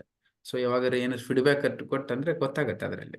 ಸೊ ನಾವು ಕೇಳಬೇಕು, ಇಲ್ಲ ನಾವೇ ಚೆಕ್ ಮಾಡ್ಬೇಕು ನಾವು ಮಾಡೋದು ನಮ್ಮ ಮೂಡ್ ಹೆಂಗಿದೆ ಅಂತ ಹೇಳಿ. ತುಂಬಾ ಇಂಪಾರ್ಟೆಂಟ್ ಇದೆ. ಇವೆಲ್ಲ ಭಕ್ತಿಯಲ್ಲಿ ಮುಂದೆ ಹೋಗ್ತಾ ಇರ್ಬೇಕಾದ್ರೆ ಸೂಕ್ಷ್ಮವಾಗಿ. ಅದಕ್ಕೆ ಇನ್ನೊಂದು ಪಾಯಿಂಟ್ ಹೇಳ್ತೀನಿ ಕೇಳಿ. ಇಲ್ಲಿ ಎಷ್ಟು ಜನ ಹಳ್ಳಿಯವರು ಇದ್ದೀರಿ ಇಲ್ಲಿ? ಹಾ, ಗೊತ್ತಿದೆ, ಒಂದ್ ಸ್ವಲ್ಪ ಇಲ್ಲ ಸ್ವಲ್ಪ ಈ ಕಡೆಯವರು ಗೊತ್ತಿದೆ. ಹಳ್ಳಿಯಲ್ಲಿ ಗದ್ದೆಯಲ್ಲಿ ಭತ್ತ ಬೆಳೀತಾರೆ. ಓಕೆ, ಭತ್ತ ಬೆಳೆದಿದ್ದು ಯಾರು ನೋಡಿದ್ರೆ, ಭತ್ತ ಹಾಕ್ತಾರೆ, ಭತ್ತ ಬೆಳೀತಾರೆ, ಪ್ಯಾಡಿ. ಓಕೆ, ಭತ್ತ ಬೆಳೀತಾರೆ. ಭತ್ತ ಹಾಕಿದಾದ್ಮೇಲೆ ಬೆಳಿಲಿಕ್ಕೆ ಪ್ರಾರಂಭ ಆಗತ್ತೆ ಅದು ಭತ್ತ. ಬೆಳಿಗ್ಗೆ ಅದಕ್ಕೆ ನೀರು ಹಾಕ್ತಿರ್ತಾರೆ. ಆವಾಗ ಅದರಲ್ಲಿ ನೀವು ಹಾಕ್ತಾ ಇರೋದು ಭತ್ತಕ್ಕೆ, ಬಟ್ ಹುಡ್ಕೊಳ್ತಾ ಇರೋದು ಏನು ಹುಡ್ಕೊಳ್ತಾ ಇರೋ ಸೈಡಿಗೆ ಅಲ್ಲಿ ಕಸ ಹುಡ್ಕೊಳ್ತಾರೆ, ಬ್ಯಾಡಾಗಿರೋದು ಹುಡುಕ್ತಾ ಇರ್ತಾವೆ ಅಲ್ಲಿ. ಬಟ್ ಅವು ಬ್ಯಾಡಾಗಿದ್ದು ಒಂದೊಂದು ಫಸ್ಟ್ ಟೈಮ್, ನಾನು ಹಳ್ಳಿಯಿಂದ ಬಂದವನು, ಫಸ್ಟ್ ಟೈಮು ನಮ್ದು ಗದ್ದೆ ಇದೆ. ನಮ್ಮ ತಂದೆಯವರು ಏನ್ ಮಾಡ್ತಿದಾರೆ ಅಂದ್ರೆ ಅದೆಲ್ಲ ನಾವು ಚಿಕ್ಕವರು ಇರುವಾಗ ಕಸ ಗಿಸ ಎಲ್ಲ ತೆಗಿಲಿಕ್ಕೆ ಕರ್ಕೊಂಡು ಹೋಗ್ತಿದ್ರು. ಅದರಲ್ಲಿ ಒಂದು ಕಸ ಎಲ್ಲ ಗೊತ್ತಾಗತ್ತೆ, ಒಂದು ಕಸ ಇರುತ್ತೆ ಅದರಲ್ಲಿ ಸೇಮ್ ಎಕ್ಸಾಕ್ಟ್ ಭತ್ತದ ತರಾನೇ ಇರತ್ತೆ ಅದು. ನಳಿಯ ಹಾ, ಅದು ಎಕ್ಸಾಕ್ಟ್ಲಿ ಅದೇ ಇರುತ್ತೆ. ನಾವೆಲ್ಲ ತೆಗೆದ ಒಂದ್ಸರಿ ನಮ್ಮ ತಂದೆಯವ್ರು ಕೇಳಿದ್ರು, ನೀ ಎಲ್ಲ ಕಸ ತೆಗೆದ್ರೆ? ಹಾ ತೆಗೆದ್ರೆ. ಎಲ್ಲ ಇಲ್ಲಿದೆ ಬಾ, ನಿನ್ ಕಸ ಇಲ್ಲಿದೆ, ವಾಪಸ್ ಕರ್ಕೊಂಡು ಹೋಗಿ. ನಗರಿ ಗೊತ್ತಾಗಿಲ್ಲ ಅದು. ನಮ್ಗೆ ಗೊತ್ತಾಗಿಲ್ಲ ಅದು ಕಸ ಅದು ಹೆಂಗ್ ಎಕ್ಸಾಕ್ಟ್ ಭತ್ತದ ತರಾನೇ ಇದೆ. ಅರ್ಥ ಆಗ್ತದೆ? ಹಾ, ಸೊ ಅದಕ್ಕೆ ಸ್ಟಾರ್ಟಿಂಗ್ ಅಲ್ಲಿ ನಮ್ಗೆ ಹಾಕಿದ್ ಗೊತ್ತಾಗ್ತದೆ, ನಾವು ಪಾಪ ಮಾಡ್ತೇವೆ, ಇದು ಮಾಡ್ತೇವೆ, ಅದು ಬಿಡ್ಬೇಕು. ಭಕ್ತಿಯಲ್ಲಿ ಬಂದಾದ್ಮೇಲೆ ಭಕ್ತಿ ತರಾನೇ ಕಾಣಿಸುವಂತ ಕಸ ನಮ್ಮನ್ನ ಬತ್ತಿ ಹಾಕುವಂತ ನೀರೇನ್ ಹಾಕ್ತಿರ್ತೇವೆ ಅಂತ ಕಸ ಉಟ್ಕೊಳಕ್ ಪ್ರಾರಂಭ ಮಾಡ್ತೇವೆ, ಇಲ್ಲಿ ಗೊತ್ತಾಗಲ್ಲ ಅವು. ಅದಕ್ಕೆ ಇನ್ನ ಹೇಳಿದ್ನಲ್ಲ, ನಮ್ಮ ತಂದೆಯವ್ರು ಕರ್ಕೊಂಡು ಹೋಗಿ ತೋರಿಸಿದ್ರು. ನನಗೆ ಅನಿಸ್ತಾ ಇರ್ತದೆ ನಾನೆಲ್ಲ ಕಳೆ ತಕೊಂಡ್ ಬಂದಿದ್ದೀನಿ, ಎಲ್ಲ ಸ್ವಚ್ಛ ಮಾಡ್ಕೊಂಡ್ ಬಂದಿದ್ದೀನಿ ಅಂತ ಹೇಳಿ. ಆದ್ರೆ ಅಂತವ್ರು ಬಂದು ನಮ್ಗೆ ಯಾರ್ಯಾರು ವಾಪಸ್ ತೋರಿಸಿದ್ರು, ನೋಡಿ ನೀನ್ ಕಳೆ ತೆಗೆದಿದ್ದು ಇಲ್ಲಿದೆ, ಇಲ್ಲೇ ಇದೆ ಅಂತದೇ ಇದೆ, ಭಾಳ ಇದೆ, ತೋರಿಸೋರ್ಬೇಕಾಗತ್ತೆ. ಅದಕ್ಕೆ ಅಂತವರನ್ನ ಜೀವನದಲ್ಲಿ ಇಟ್ಕೊಳ್ಳೋದು ಬಹಳ ಅವಶ್ಯಕತೆ ಇದೆ. ಅದಕ್ಕೆ ಹೇಳ್ತಾರೆ ಕೌನ್ಸಿಲರು, ಗೈಡು, ಶಿಕ್ಷಾಗುರು, ದೀಕ್ಷಾಗುರು, ಇದೆಲ್ಲ ಗುರು ಪರಂಪರೆ. ಅದಕ್ಕೆ ನಾವು ಹಂಗೆ ಎಲ್ಲೋ ಒಂದು ಕೇಳ್ಕೊಂಡು ನಾವು ಏನೋ ಮಾಡ್ಕೊತ ಕೂತ್ಕೊಂಡೇವಿ ಅಂತ ಇದ್ರೆ ಇದೆಲ್ಲ ಗೊತ್ತಾಗತ್ತೆ. ಬೇರೆ ಟೈಪ್ ಇರೋ ಕಸ ಗೊತ್ತಾಗತ್ತೆ, ಬಟ್ ಭತ್ತದಂತ ಇರುವಂತೆ ಕಸ, ಭಕ್ತಿ ತರ ಇರುವಂತದೇ ಕಸ ನಮಗೆ ಗೊತ್ತೇ ಆಗಲ್ಲ. ಅದನ್ನ ತೆಗಿಯವ್ರು ಯಾರು? ಅದಕ್ಕೆ ಅದು ಅವಶ್ಯಕತೆ ಇದೆ. ಮಾರ್ಗದರ್ಶಕರು ನಮ್ಮ ಜೀವನದಲ್ಲಿ ಪ್ರಾಕ್ಟಿಕಲ್ ಆಗಿ ಡೇ ಟು ಡೇ ಪ್ರತಿಯೊಂದು ವಿಷಯದಲ್ಲಿ ಮಾರ್ಗದರ್ಶಕರು ಬೇಕು ಅನ್ನೋದೇ ಇದೆ. ಇಲ್ಲಾಂದ್ರೆ ಗೊತ್ತಾಗಲ್ಲ. ಬುಕ್ ಓದಿ ಎಲ್ಲರೂ ಭಕ್ತಿ ಮಾಡ್ತಿದ್ರು. ಯಾರು ಎಷ್ಟು ಜನ ಭಕ್ತಿ ಮಾಡ್ತಿರ್ಲಿಲ್ವಾ? ಎಷ್ಟು ಬುಕ್ಸ್ಗಳು ಅವೈಲೇಬಲ್ ಇದಾವೆ. ಇದಕ್ಕೆ ಯಾಕೆ ಹೇಳ್ತಾರೆ ಗೈಡೆನ್ಸ್ ಅಂತೇಳಿ? ಸಣ್ಣ ವಿಷಯ ಇರುತ್ತೆ, ಅದು ಗೊತ್ತಾಗಲ್ಲ. ಅದಕ್ಕೆ ಹೇಳ್ತಾರೆ ನೋಡಿ, ಟ್ರೈನು ಹಿಂಗ್ ಹೋಗ್ತಾ ಇರುತ್ತೆ, 1 ಡಿಗ್ರಿ ಏನಾದ್ರು ಸ್ವಲ್ಪ ಹಿಂಗ್ ತಿರ್ಕೊಂಡ್ ತಂದ್ರೆ 1 ಡಿಗ್ರಿ ತಿರುಗಿರುತ್ತೆ ಅದು. ಬಟ್ ಉಲ್ಟಾ ವಾಪಸ್ ನಾವ್ ಎಲ್ಲಿಂದ ಚಾಲೂ ಮಾಡಿರುತ್ತೆ ಅಲ್ಲೇ ಬರುತ್ತೆ, 1 ಡಿಗ್ರಿ ಚೇಂಜ್ ಮಾಡಿ. ಹಂಗೆ ನಮ್ಗೆ ಗೊತ್ತಾಗದೆ ನಾವೇನೋ ಮಾಡ್ಕೊಂಡು ಎಲ್ಲೇ ಹೋಗಿ ಬರೋ ಚಾನ್ಸಸ್ ಇರುತ್ತೆ. ಅದಕ್ಕೆ ತುಂಬಾ ಇಂಪಾರ್ಟೆಂಟ್ ಭಕ್ತಿ ಮಾರ್ಗದಲ್ಲಿ ಮಾರ್ಗದರ್ಶನ. Okay, nice question. Okay, official class ಮುಗಿದಿದೆ. ಯಾರು ಕ್ವಶನ್ ಆನ್ಸರ್ ಕೇಳೋರಿದ್ರೆ ಕೂತ್ಕೊಳ್ಳಿ, ತೊಂದ್ರೆ ಇಲ್ಲ, ಒಳ್ಳೆ ಪ್ರಶ್ನೆ ಕೇಳ್ತಿದ್ದಾರೆ. ಮತ್ತೆ ಯಾರಿಗಾರ ಪ್ರಶ್ನೆ ಬೇಗ ಕೇಳಿ, ನಿಮ್ಗೇನೇನ್ ಬರ್ತದೆ ನೀವು ಕೇಳಿ. ಅದೇ ನಾವ್ ಹೇಳೋದು. ಈಗ ನಾವು ಕ್ಲಾಸ್ ಎಲ್ಲ ಒಟ್ಟಿಗೆ ಕೇಳಿದ್ ನೋಡಿ, ಮಾತಾಜಿದ ಇವ್ರಿಗೊಂದೇನೋ ಡೌಟ್ ಇದೆ ಇವ್ರಿಗೆ, ಅದಕ್ಕೆ ನಾನು ಡಾಕ್ಟರ್ದು ಯಾಕೆ ಹೇಳೋದು ನಿಮ್ಗೆ. ಡಾಕ್ಟರ್ ಎಲ್ಲರಿಗೂ ಹೋಗಿ ಒಂದೇ ಕುಂದರ್ಸಿ ಒಂದೇ ಮೆಡಿಸಿನ್ ಕೊಟ್ಟು ಕಳ್ಸೋದಿಲ್ಲ. ನಾವು ನಮ್ಮ ಗುಣ ಆರೋಗ್ಯ ಹೊಂದಬೇಕಂದ್ರೆ ನಮ್ಮ ಸಮಸ್ಯೆಗಳನ್ನ ಹೇಳಿದಾಗ ನಮಗ ಔಷಧಿ ಸಿಗತ್ತೆ. ಅರ್ಥ ಆಯ್ತಲ್ಲ? ಒಂದೊಂದ್ಸರಿ ನೀವು ಕೇಳೋದ್ರಿಂದ ಬೇರೆದವ್ರಿಗೆ ಹೆಲ್ಪ್ ಆಗತ್ತೆ. ನಮ್ ಕೇಳೋದ್ರಿಂದ ನಮಗಿರುತ್ತೆ. ನಮ್ಮ ಮನಸ್ಸಲ್ಲಿ ಎಂಥದಿಲ್ಲ, ಚಿಕ್ಕದಿಲ್ಲ, ಒಂದಷ್ಟು ಅನ್ಕೊಳ್ತಿರ್ತೇನೆ, ಇಂಥದೆಲ್ಲ ಪ್ರಶ್ನೆ ಕೇಳ್ತಾರೆ. ನಾನೇನಾದ್ರು ಕೇಳಿದ್ರೆ ಸಿಲ್ಲಿನೇ ಅನಿಸ್ತದೆ. ಆ ಸಿಲ್ಲಿನೇ ನಿಮ್ ಮುಂದೆ ಹೋಗಕ್ ಕೊಡೋದಿಲ್ಲ. ಅದಕ್ಕೆ ಸಮಸ್ಯೆ ನಿಮ್ದೇ ಇರುತ್ತೆ. ಅದಕ್ಕೆ ಇಲ್ಲಿ ಯಾವುದಿಲ್ಲ ಒಂದು ದೊಡ್ಡ ಪ್ರಶ್ನೆ, ಚಿಕ್ಕ ಪ್ರಶ್ನೆ, ಇದನ್ನ ಕೇಳಬೇಕಾ ಇದನ್ನ ಬಿಡಬೇಕಾ, ಹಂಗೆ ಏನೂ ಇರಲ್ಲ. ನಿಮ್ ಮನಸ್ಸಲ್ಲಿ ಭಕ್ತಿಗೆ ಸಂಬಂಧ ಇರೋದು ಯಾವುದೇ ವಿಷಯ ಇದ್ರೂ ನಾವು ಪ್ರಯತ್ನ ಮಾಡ್ತೀವಿ. ಅಂದ್ರೆ ನಾವೆಲ್ಲ ಕುತ್ಕೊಂಡು ನಾವು ದೊಡ್ಡ ಜ್ಞಾನಿ ಅಂತ ಹೇಳೋದಲ್ಲ. ಹೇಳಿ ಜಯಲಕ್ಷ್ಮಿ ಅಂತ. ನಾವು ಮೊನ್ನೆ ವೃಂದಾವನಕ್ಕೆ ಹೋಗಿ ಬಂದ್ಮೇಲೆ ಪ್ರಭುದ ಪ್ಲೇಸಿಗೆ ಹೋಗಿ ಬಂದ್ಮೇಲೆ ನಮ್ಗೆ ಪ್ರಭುಜಿ ನನ್ನ ತಲೆಯೊಳಗೆ ಒಂದು ವಿಚಾರ, ಅದು ಮೇಂಟೆನೆನ್ಸ್ ಮಾಡುದು ಅವ್ರದ್ದು ಪರಿವಾರ ಯಾರಿಂದ ಮಾಡ್ತಾರ? ಇಸ್ಕಾನ್ ಸಂಸ್ಥೆ ಮಾಡುತ್ತೆ ಪ್ರಭುಜಿ. ಅಲ್ಲಿಂದಲೇ ಮೇಂಟೆನೆನ್ಸ್ ಮಾಡುದು ಈಗ ಪ್ರಭುಜಿ, ಅದು ಇಸ್ಕಾನ್ ಸಂಸ್ಥೆ ಮಾಡುದು, ಅವ್ರ ಪರಿವಾರ ಯಾರಿದ್ರೆ ಕೇಳುದು ಪ್ರಭುಜಿ. ಪ್ರಭುಪಾದ್ರ ಪರಿವಾರ ಯಾರು ಈಗ ಇದ್ರ ಪ್ರಭುಜಿ ಕೇಳುದು ನಾನು. ಪ್ರಭುಪಾದ್ರ ಪರಿವಾರದವರ ಹೌದು ಪ್ರಭುಜಿ. ಅವ್ರನ್ನ ಯಾರು ಮೇಂಟೈನ್ ಮಾಡ್ತಿದ್ರಂತ? ಹಾ, ಅಲ್ಲಿ ಅವ್ರ ಪರಿವಾರ ಇದ್ದಾರೆ ಆಕ್ಚುಲಿ ಹೇಳಿ. ಅವರು 60-70 ವರ್ಷ ಆದ್ಮೇಲೆ ಸನ್ಯಾಸ ತಗೊಂಡ್ರು. ಸನ್ಯಾಸ ಧರ್ಮವನ್ನ ಪಾಲನೆ ಮಾಡಿದ್ರು ಪ್ರಭುಪಾದರು.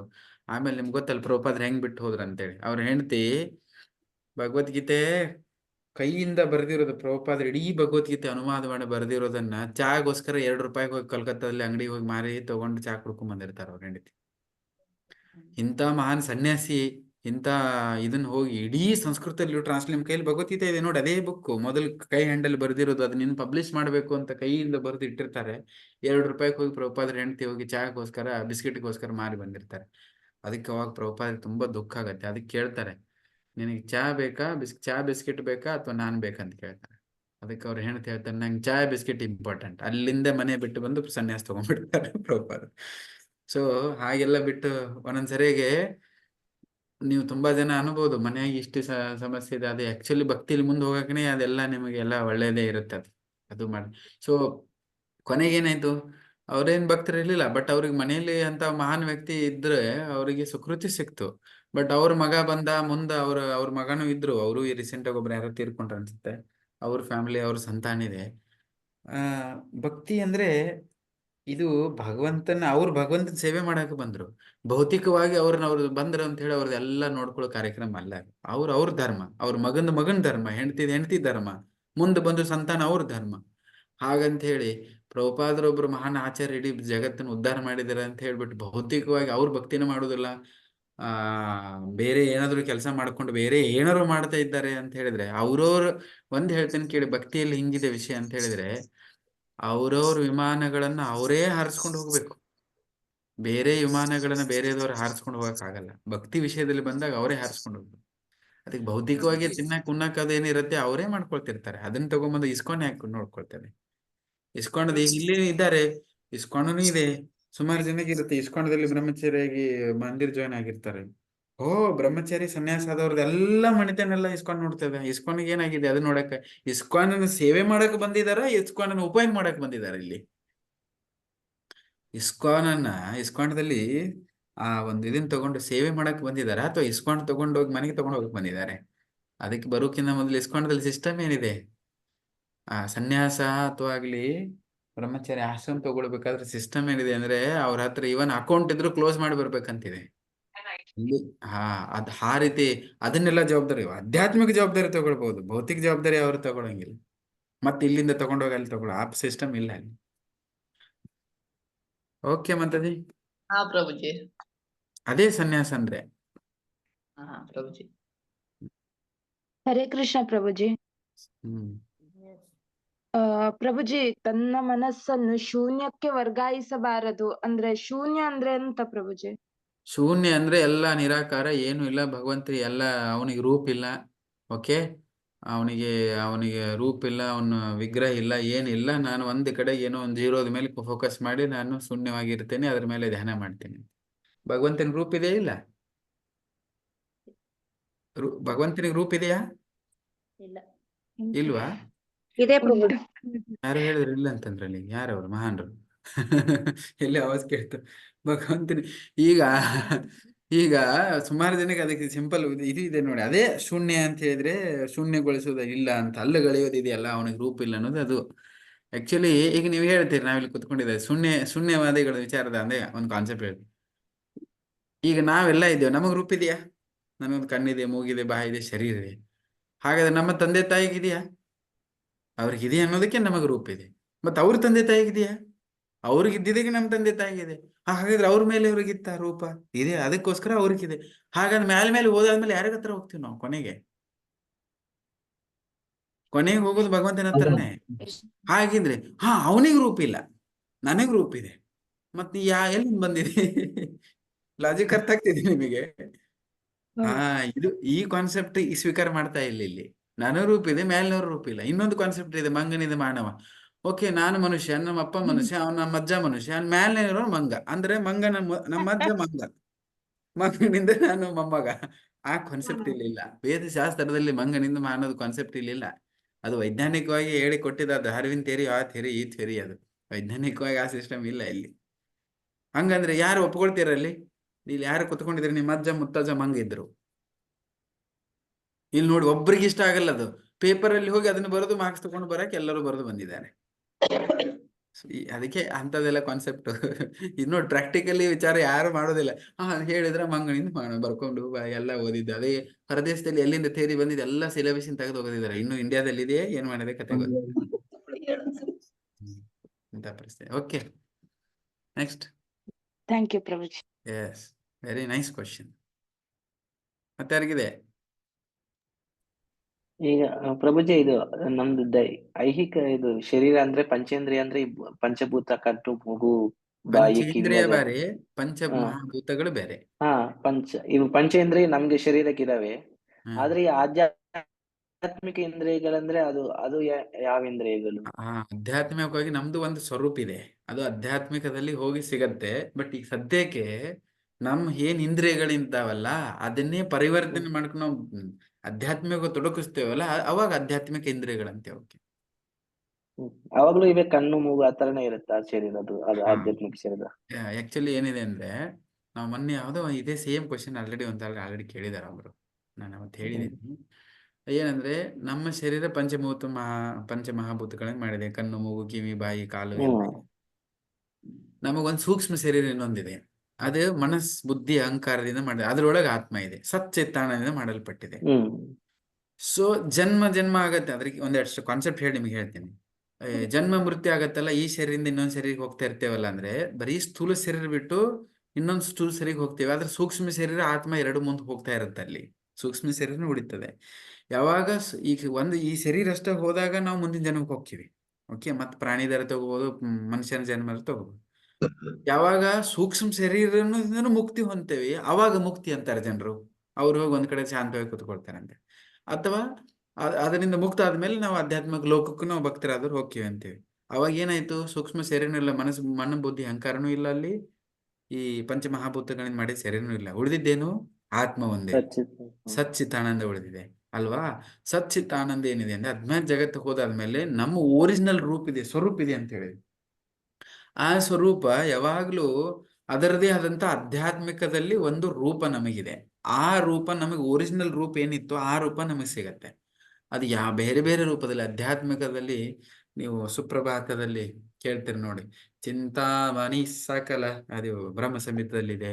ಇವನ್ ಬೆಳೆ ಇದೆಲ್ಲ ಹೇಳ್ತಾರೆ. ಅದರಲ್ಲಿ ವೈಕುಂಠದ ಗುಣಗಾನ ಮಾಡುತ್ತಾರೆ. ಅಲ್ಲಿ ಎಲ್ಲ ಕಾನ್ಸಿಯಸ್ ಆಗಿದ್ದು, ಪ್ರಜ್ಞೆಯಿಂದ ಆಗಿದ್ದು. ವೈಕುಂಠದಲ್ಲಿ ನೀವು ಹೋದ್ರೆ ಒಂದು ಮರ ಇರ್ಬೋದು, ಒಂದು ಕಲ್ಲಿನ ರೂಪದಲ್ಲಿ ಇರ್ಬೋದು, ಒಂದು ಹುಲ್ಲು ಇರ್ಬೋದು, ಒಂದು ಪ್ರಾಣಿ ಇರ್ಬೋದು, ಎಲ್ಲ ಸಚ್ಚಿತ್ತಾನದಿಂದ ಮಾಡಿದ್ದಾವೆ. ಅವಕ್ಕೆ ರೂಪ ಇದ್ರು ಕೂಡ ಆಯಾ ರೀತಿಯಲ್ಲಿ ಭಗವಂತನ ಸೇವೆ ಮಾಡ್ತಾರೆ. ಅದಕ್ಕೆ ಹೇಳ್ತಾರೆ, ನಮ್ಮ ಒರಿಜಿನಲ್ ರೂಪ ಇದೆಲ್ಲ ವಾಪಸ್ ಪಡ್ಕೊಳ್ಳೋದಕ್ಕೆ ಹೇಳ್ತಾರೆ ಸ್ವರೂಪ ಸಿದ್ಧಿ ಅಂತ. ನಮ್ದು ವಾಪಸ್ ಬರುತ್ತೆ, ಅಧ್ಯಾತ್ಮ ಪ್ರಾಕ್ಟೀಸ್ ಆದ್ಮೇಲೆ ಬರುತ್ತೆ.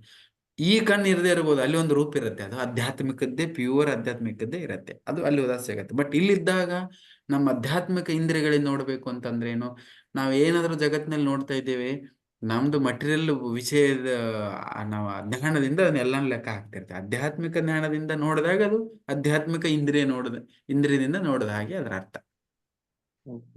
ಸೊ ಈಗ ನಮ್ಮ ಇಂದ್ರಿಯಗಳನ್ನ ನಾವು ಆಧ್ಯಾತ್ಮಿಕವಾಗಿ ಪರಿವರ್ತನೆ ಮಾಡ್ತಾ ಇದ್ದೀವಿ, ಅದನ್ನ ಆಧ್ಯಾತ್ಮಿಕ ವಿಷಯದಲ್ಲಿ ತೊಡಗಿಸ್ಕೊಂಡು. ಅದಕ್ಕಾದ ಆಧ್ಯಾತ್ಮಿಕ ಇಂದ್ರಿಯ ಅಂತ ನಾವು ಕರಿಬಹುದು, ಯೂಸ್ ಮಾಡಿದ್ರೆ. ಇಲ್ಲಂದ್ರೆ ಇಲ್ಲ. Okay, nice. ಸಾಕಾ? ನೆಕ್ಸ್ಟ್ ಜನ ಇನ್ನು ಹರೇ ಕೃಷ್ಣ ಪ್ರಭುಜಿ, ಒಂದ್ ಡೌಟ್ ಇದ್ದಿದ್ ಭಗವದ್ಗೀತೆದಾಗೆ. ಅದು ಒಂದ್ ಸಂತ ಪುರುಷದ ಹಗಲ ನಮ್ಗೆಲ್ಲ ರಾತ್ರಿ, ನಮ್ ಹಗಲ ಅವರಿಗೆ ರಾತ್ರಿ ಅಂತ ಒಂದು ಸ್ಟೇಟ್ಮೆಂಟ್ ಇದೆ ಭಗವದ್ಗೀತೆಯಲ್ಲಿ. ಆ ಸ್ಟೇಟ್ಮೆಂಟ್ ಏನಂದ್ರೆ, ಮೆಟೀರಿಯಲ್ ಪೀಪಲ್ ಡೇ, ಅವ್ರಿಗೆ ನೈಟ್ ಮತ್ತೆ ಡೇ ಸ್ವಲ್ಪ ಅದ ಅರ್ಥ ಆಗಿದೆ. ಅದು ಗೊತ್ತಾಯ್ತು ನನಗೆ ನೀವೇನ್ ಕೇಳ್ತಾ ಇದ್ದೀರಿ ಅಂದ್ರೆ, ಭಗವದ್ಗೀತೆಯಲ್ಲಿ ಶ್ಲೋಕ ಹೇಳುತ್ತೆ, ಯಾರಿಗೆ ಭೌತಿಕ ವಿಷಯದಲ್ಲಿ ತುಂಬಿ ತುಳುಕೊಂಡಿದ್ದಾರಲ್ಲ ತಮ್ಮ ಇಂದ್ರಿಯ ತೃಪ್ತಿಯಲ್ಲಿ, ಯಾವಾಗ ಅವರಿಗೆ ರಾತ್ರಿ ಆದಾಗ ಆಧ್ಯಾತ್ಮಿಕ ಚಿಂತನೆಯಲ್ಲಿ ತೊಡಗಿದರೆ, ಸಾಧನೆ ಮಾಡ್ತಿದ್ರೆ ಅವ್ರಿಗೆ ಬೆಳಕಾಗಿರುತ್ತೆ.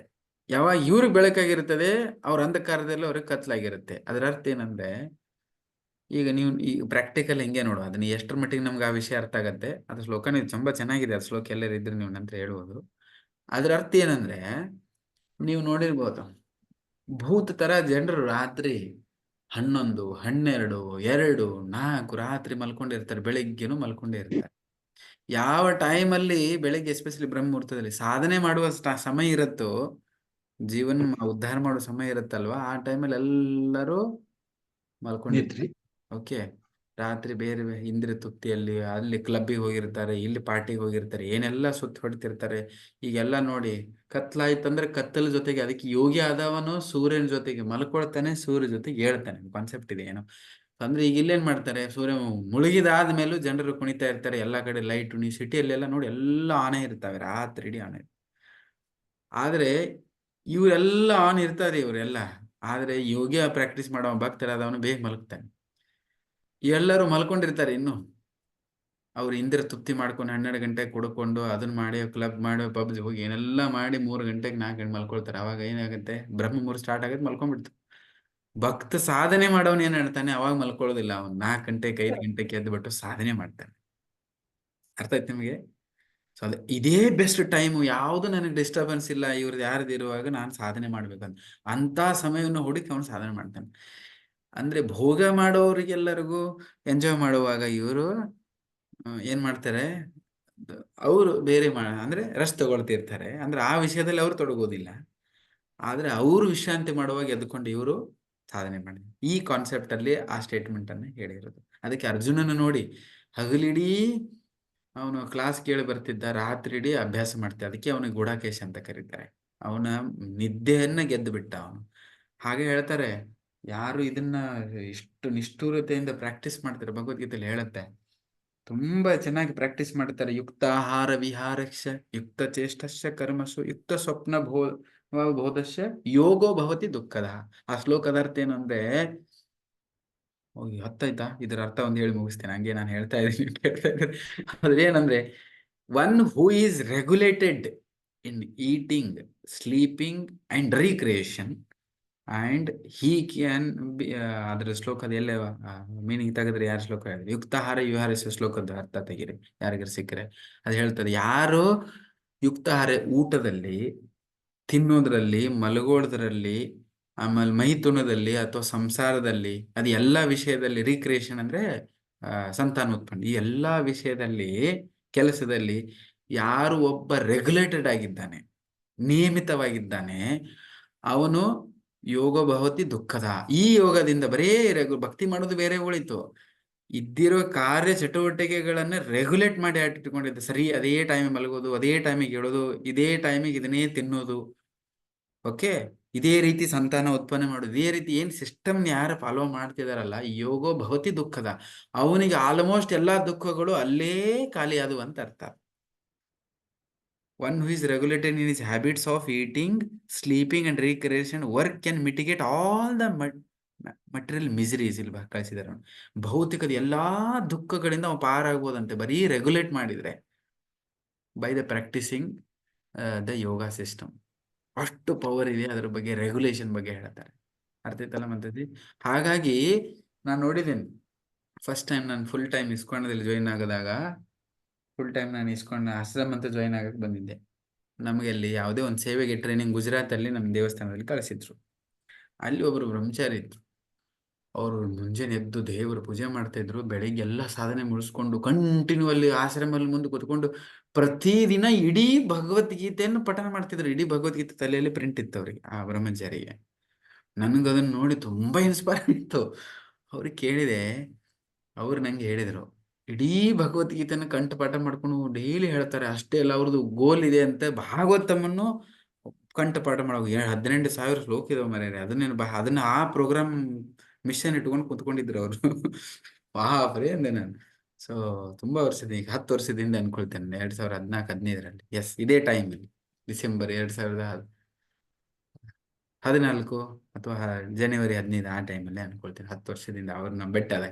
ಅವಾಗ ಏನಂದ್ರೆ, ಅವರು ಒಂದು ವಿಷಯ ಹೇಳಿದ್ರು, ನಿಂಗೆ ಇಷ್ಟೆಲ್ಲ ನೆನ್ಬಿಟ್ಟು. ಅವರು 2.5-3 ತಾಸು ಅಷ್ಟೇ ಮಲ್ಕೊತಿದ್ರು ಪ್ರತಿದಿನ. ಅದ್ ಹೆಂಗೆ ಸಾಧ್ಯ? ಅವ್ರು ಮಲ್ಕೊಂಡು ಅಷ್ಟೊತ್ತು ಇದನ್ನೆಲ್ಲ ಇಷ್ಟೆಲ್ಲ ಹೆಂಗ್ ಮಾಡ್ತೀರಿ ನೀವು ಅಂತ ಹೇಳಿದೆ. ಡೈಲಿ 64 ಮಾಲೆ ಜಪ ಮಾಡೋದು, ಇಡೀ ಇದನ್ನ ಕಂಠಪಾಠ ಮಾಡೋದು, ಮತ್ತೆ ಬೆಳಿಗ್ಗೆದ್ದು 6 ತಾಸು 6-7 ತಾಸು ದೇವರ ಪೂಜೆ ಸೇವೆ ಮಾಡೋದು, ಅಡಿಗೆ ಮಾಡೋದು ಎಲ್ಲ ಮಾಡ್ತಿದ್ರು. ಇದು ಹೆಂಗೆ ಸಾಧ್ಯ ಅಂದೆ. ಅದಕ್ಕೆ ಅವರು ತುಂಬಾ ಹೇಳಿದ್ರು, ನೀವು ನಿಂಗೆ ಇಚ್ಛೆ ಇಟ್ಟುಕೊಂಡು ನೀವು ಸೇವೆ ಮಾಡಕ್ ನಿಂತಿರಲ್ಲ, ಭಗವಂತ ನಿಮ್ಗೆ ಬಯಸ್ತಾನೆ. ಒಂದು ಲಾಜಿಕ್ ಹೇಳಿದ್ರು, ತಿನ್ನೋದ್ರು ಒಂದೇ ಹೇಳಿದ್ರು, ತುಂಬಾ ಹೇಳಿದ್ರು. ಅದೆಲ್ಲ ನಿಮಗೆ ಕ್ಲಾಸ್ ಕೊಡುದಿಲ್ಲ ನಾನು. ಯುಕ್ತಾಹಾರ ವಿಹಾರಿಸಿದ ಶ್ಲೋಕನೇ ಹೇಳ್ಬಿಟ್ಟು ನಂಗೆ ಹೇಳಿದ್ರು. ಏನಿದ್ರು ಅಂದ್ರೆ ತಿನ್ನುವುದ್ರಲ್ಲಿ ತಿನ್ನು ವಿಷಯ ಹೇಳಿದ್ರು ಅವ್ರು. ತಿನ್ನೋ ವಿಷಯದಲ್ಲಿ ನಾವು ಏನೇನು ತಿಂತೇವಲ್ಲ, ಈ ಮಷೀನಿಗೆ ಹಾಕ್ತೇವಲ್ಲ, ಉಪಯೋಗ ಇಲ್ಲ, ಇದು ಎಷ್ಟು ಉಪಯೋಗ ಇದೆ, ಉಪಯೋಗ ಇಲ್ಲ, ಅದು ಎಷ್ಟು ಬೇಕು ಅಷ್ಟು ಉಪಯೋಗ ಇರೋದನ್ನ ಹಾಕ್ಬೇಕಾದ್ರೆ ಅದು ಏನಿದೆ ಅಂದ್ರೆ ಕೆಲಸ ಮಾಡಿ ಮಾಡಿ ಮಾಡಿ ಮಾಡಿ ಸುಸ್ತಾಗತ್ತೆ. ಅದಕ್ಕೆ ರೆಸ್ಟ್ ಬಹಳ ಬೇಕಾಗತ್ತೆ. ಎಷ್ಟಿದೆ ಅಷ್ಟು ಅವಶ್ಯಕತೆ ಕೊಟ್ಟು. ಈಗ ಒಂದ್ಸರಿ ನೀವು ಹಾಸ್ಪಿಟ್ಲಲ್ಲಿ ಅಡ್ಮಿಟ್ ಮಾಡ್ತಾರೆ ನೋಡಿ, ಯಾರಿಗೆ ಏನಾರ ಆದ್ರೆ ಊಟ ಎಲ್ಲ ಕೊಡೋದಿಲ್ಲ, ಡ್ರಿಪ್ಸ್ ಹಾಕ್ತಾರೆ.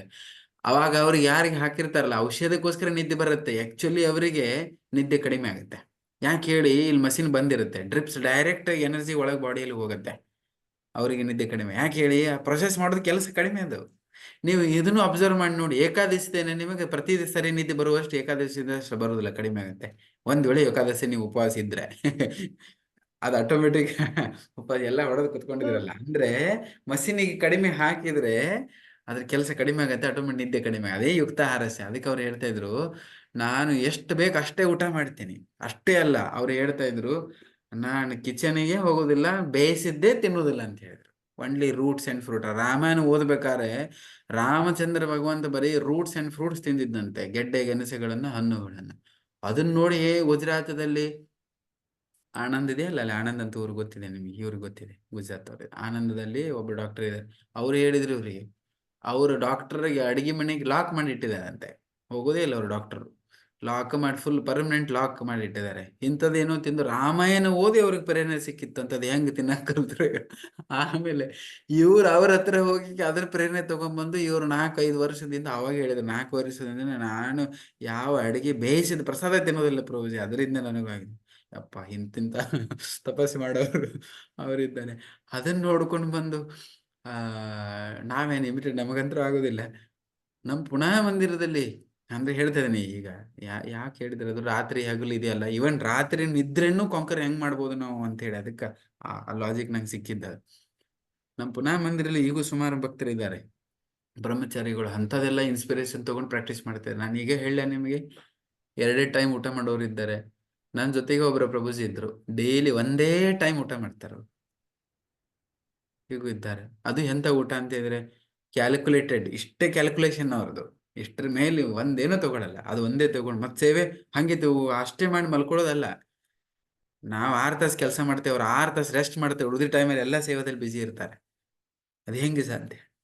ಸೊ ಯಾವಾಗ ನಾವು ಸಾಧನೆ ಮಾಡ್ತಾ ಇದ್ದೀವಿ, ಹಗರು ಊಟದಲ್ಲಿ, ತಿನ್ನೋದ್ರಲ್ಲಿ, ಮಾತಿನಲ್ಲಿ ತುಂಬಾ ಎನರ್ಜಿ ಹೋಗುತ್ತೆ ನಮ್ದು. ಸಾಧನೆ ಮಾಡ್ತಾ ಮಾಡ್ತಾ ಹೋದಾಗ ಅದು ಲೆವೆಲ್ ಬರುತ್ತೆ ನಮಗೆ. ಅದೇ ಇವನ್ ಅದು ಮಲ್ಕೊಂಡಾಗ ಯಾವಾಗ ಎದ್ರಿ ಇರುದಂದ್ರೆ ಏನಂತ ಭೂತ್ ತರ ಎದ್ದು ಓಡಾಡೋದಲ್ಲ. ಅದು ಬಾಕಿ ಜನರು ಹೆಂಗ್ ಓಡಾಡ್ತಾರೆ, ಸಾಧನೆದೊಳಗೆ ತೊಡಗಿ ಸಾಧನೆ ಸಮಯವನ್ನು ಉಪಯೋಗ ಮಾಡಿ ಸಾಧನೆಯಲ್ಲಿ ತೊಡಗುವಂತ ಜನರು ಸಾಧಕರು ಈಗೂ ಇದ್ದಾರೆ. ಓಕೆ, ಒಂದೇನೋ ಕ್ವಶನ್ ಕೇಳಿದ್ರು ನನ್ನ ತಲೆಯಲ್ಲಿ ಏನೆಲ್ಲ ಬಂತು, ಬಟ್ ಓಕೆ, ಇದು ಕನೆಕ್ಟೆಡ್ ಇತ್ತು ಅನ್ಕೊಳ್ತೀನಿ. Thank you Prabhuji. Hare Krishna. Thank you. Hare Krishna. So ಇಲ್ಲಿಗೆ ಮುಗಿಸುವ, ಸಾಕಿನ ಕ್ವಶನ್ ಆನ್ಸರ್ಸ್ 10-7 ಆಯ್ತು. ನೆಕ್ಸ್ಟ್ ಇದ್ದ ಕ್ವಶನ್ ಕೇಳಿ, ನಾಳೆಗೆ ಸ್ವಲ್ಪ ಬೇಗ ಮುಗಿಸ್ತೇನೆ, ನಾಳೆ ಕ್ಲಾಸ್ ಇದ್ರೆ. ಹರೇ ಕೃಷ್ಣ. ಹರೇ ಕೃಷ್ಣ. ಹರೇ ಹರೇ. 6ನೇ ಶ್ಲೋಕ, 17ನೇ ಶ್ಲೋಕ. Yes yes yes, very nice. ಮತ್ತೆ ಒಂದ್ಸರಿ ಓದ್ರಿ ಅದನ್ನ, ಯಾರಿಗಾರ ಬೇಕಂದ್ರೆ 6ನೇ ಅಧ್ಯಾಯ 17ನೇ ಶ್ಲೋಕ ಅಂತಾರೆ ನೋಡಿ, ಅದ್ರ ಬಗ್ಗೆ ಓದಿ ಅಂತ ಹೇಳಿ. ರೆಗ್ಯುಲೇಟೆಡ್ ಲೈಫ್ ಇದೆಲ್ಲ, ಅದ್ರ ಬಗ್ಗೆ ಸ್ವಲ್ಪ ಓದಿ. ಓಕೆ, ಎಲ್ಲರಿಗೂ ತುಂಬಾ ಧನ್ಯವಾದ. ಎಲ್ಲರೂ ಬರ್ತಾ ಇದ್ರಿ. ಮತ್ತು ಸ್ವಲ್ಪ ಜನ ಯಾರು ಕಾಣಿಸ್ತಾ ಇಲ್ಲ ಇಲ್ಲಿ, ಕರೀರೋರಿಗೆ ವಾಪಸ್. ಓಕೆ, ಹರೇ ಕೃಷ್ಣ ಹರೇ ಕೃಷ್ಣ ಕೃಷ್ಣ ಕೃಷ್ಣ ಹರೇ ಹರೇ, ಹರೇ ರಾಮ್ ರಾಮ್ ರಾಮ್ ಹರೇ ಹರೇ. ಹರೇ ರಾಮ ಸೊ ಹರೇ ರಾಮ. ಆಕ್ಚುಲಿ ನನಗೆ ಟೈಮ್ ಇಲ್ಲ, ಅದೇ ಇಲ್ಲ, ನನಗೂ ತುಂಬಾ ಕಾರಣಗಳಿದ್ದಾವೆ. ನಿಮ್ಮನ್ನ ಹುರುಪ್ ನೋಡ್ಕೊಂಡು ನನಗೂ ಏನಾದ್ರು ಕಂಟಿನ್ಯೂ ಮಾಡ್ಬೇಕು ಅಂತ ನಾನು ಬರ್ತಾ ಇದ್ದೀನಿ. ನನಗೂ ಒಂದು ಸೇವೆ ಅವಕಾಶ ಮಾಡ್ತಾ ಇದ್ರೆ, ಇದಕ್ಕೋಸ್ಕರ ನಾನು ಓದ್ತಾ ಇದ್ದೀನಿ, ಹೇಳ್ತಾ ಇದ್ದೀನಿ. ನಾನು ಸೇವೆಗೆ ಎಲ್ಲ ತೊಡಗಿಸ್ತಾ ಇದ್ದೀರಿ. ಎಲ್ಲರಿಗೂ ಧನ್ಯವಾದ. ಹರೇ ಹರೇ ಕೃಷ್ಣ. ಪ್ರಭುಜಿ, 6ನೇ ಶ್ಲೋಕ ಏನು, 6ನೇ ಅಧ್ಯಾಯ 17 ಶ್ಲೋಕ ಹೇಳಿದ್ರೆ ಯಾವ್ದು ಅದು ಪುಸ್ತಕ? ಭಗವದ್ಗೀತೆ 6ನೇ ಅಧ್ಯಾಯ 17 ಶ್ಲೋಕ ಎಲ್ಲಿ ಬರುತ್ತೆ? ಭಗವದ್ಗೀತೆ ಬಿಟ್ಟು ಅಲ್ಲೇ ಬರುತ್ತೆ ಅಲ್ಲ ಭಗವದ್ಗೀತೆ. ನೀವು ಯಾವ್ದು ನನ್ಗೆ ಇಲ್ಲಿ ಮಕ್ಕಳಲ್ಲಿ ಸ್ವಲ್ಪ ಗೌಜಿ ಮಾಡ್ತಾ ಇದಾರೆ, ಕೇಳಲಿಲ್ಲ. ಹಾ ಭಗವದ್ಗೀತೆ 6ನೇ ಈಗ ಶ್ಲೋಕದ ಬಗ್ಗೆ ಹೇಳ್ತಿದ್ರಲ್ಲ ಕೊನೆಗೆ ಹಾ ಅದು ಹಾ ಯುಕ್ತಾಹಾರದ ಬಗ್ಗೆ ಇದೆ. ಆ ಶ್ಲೋಕ ಹಾ ನೋಟ್ ಡೌನ್ ಮಾಡಿ ಟೈಮ್ ಇದ್ದಾಗ ಅದ್ರ ಬಗ್ಗೆ ಓದಿ. ಅಡ್ಡಿಲ್ಲ ಅಡ್ಡಿ. ಓಕೆ. ಜೈ ಹರಿ ಬೋಲ್ ಹರೇ ಕೃಷ್ಣ. ಹರೇ ಧನ್ಯವಾದ. Krishna Prabhuji, thank you so much Prabhuji. Hare Krishna Prabhuji. ಧನ್ಯವಾದ ಧನ್ಯವಾದ. ಹರೇ ಕೃಷ್ಣ ಪ್ರಭುಜಿ. ಹರೇ ಕೃಷ್ಣ ಪ್ರಭುಜಿ. ಹರೇ ಕೃಷ್ಣ ಪ್ರಭು.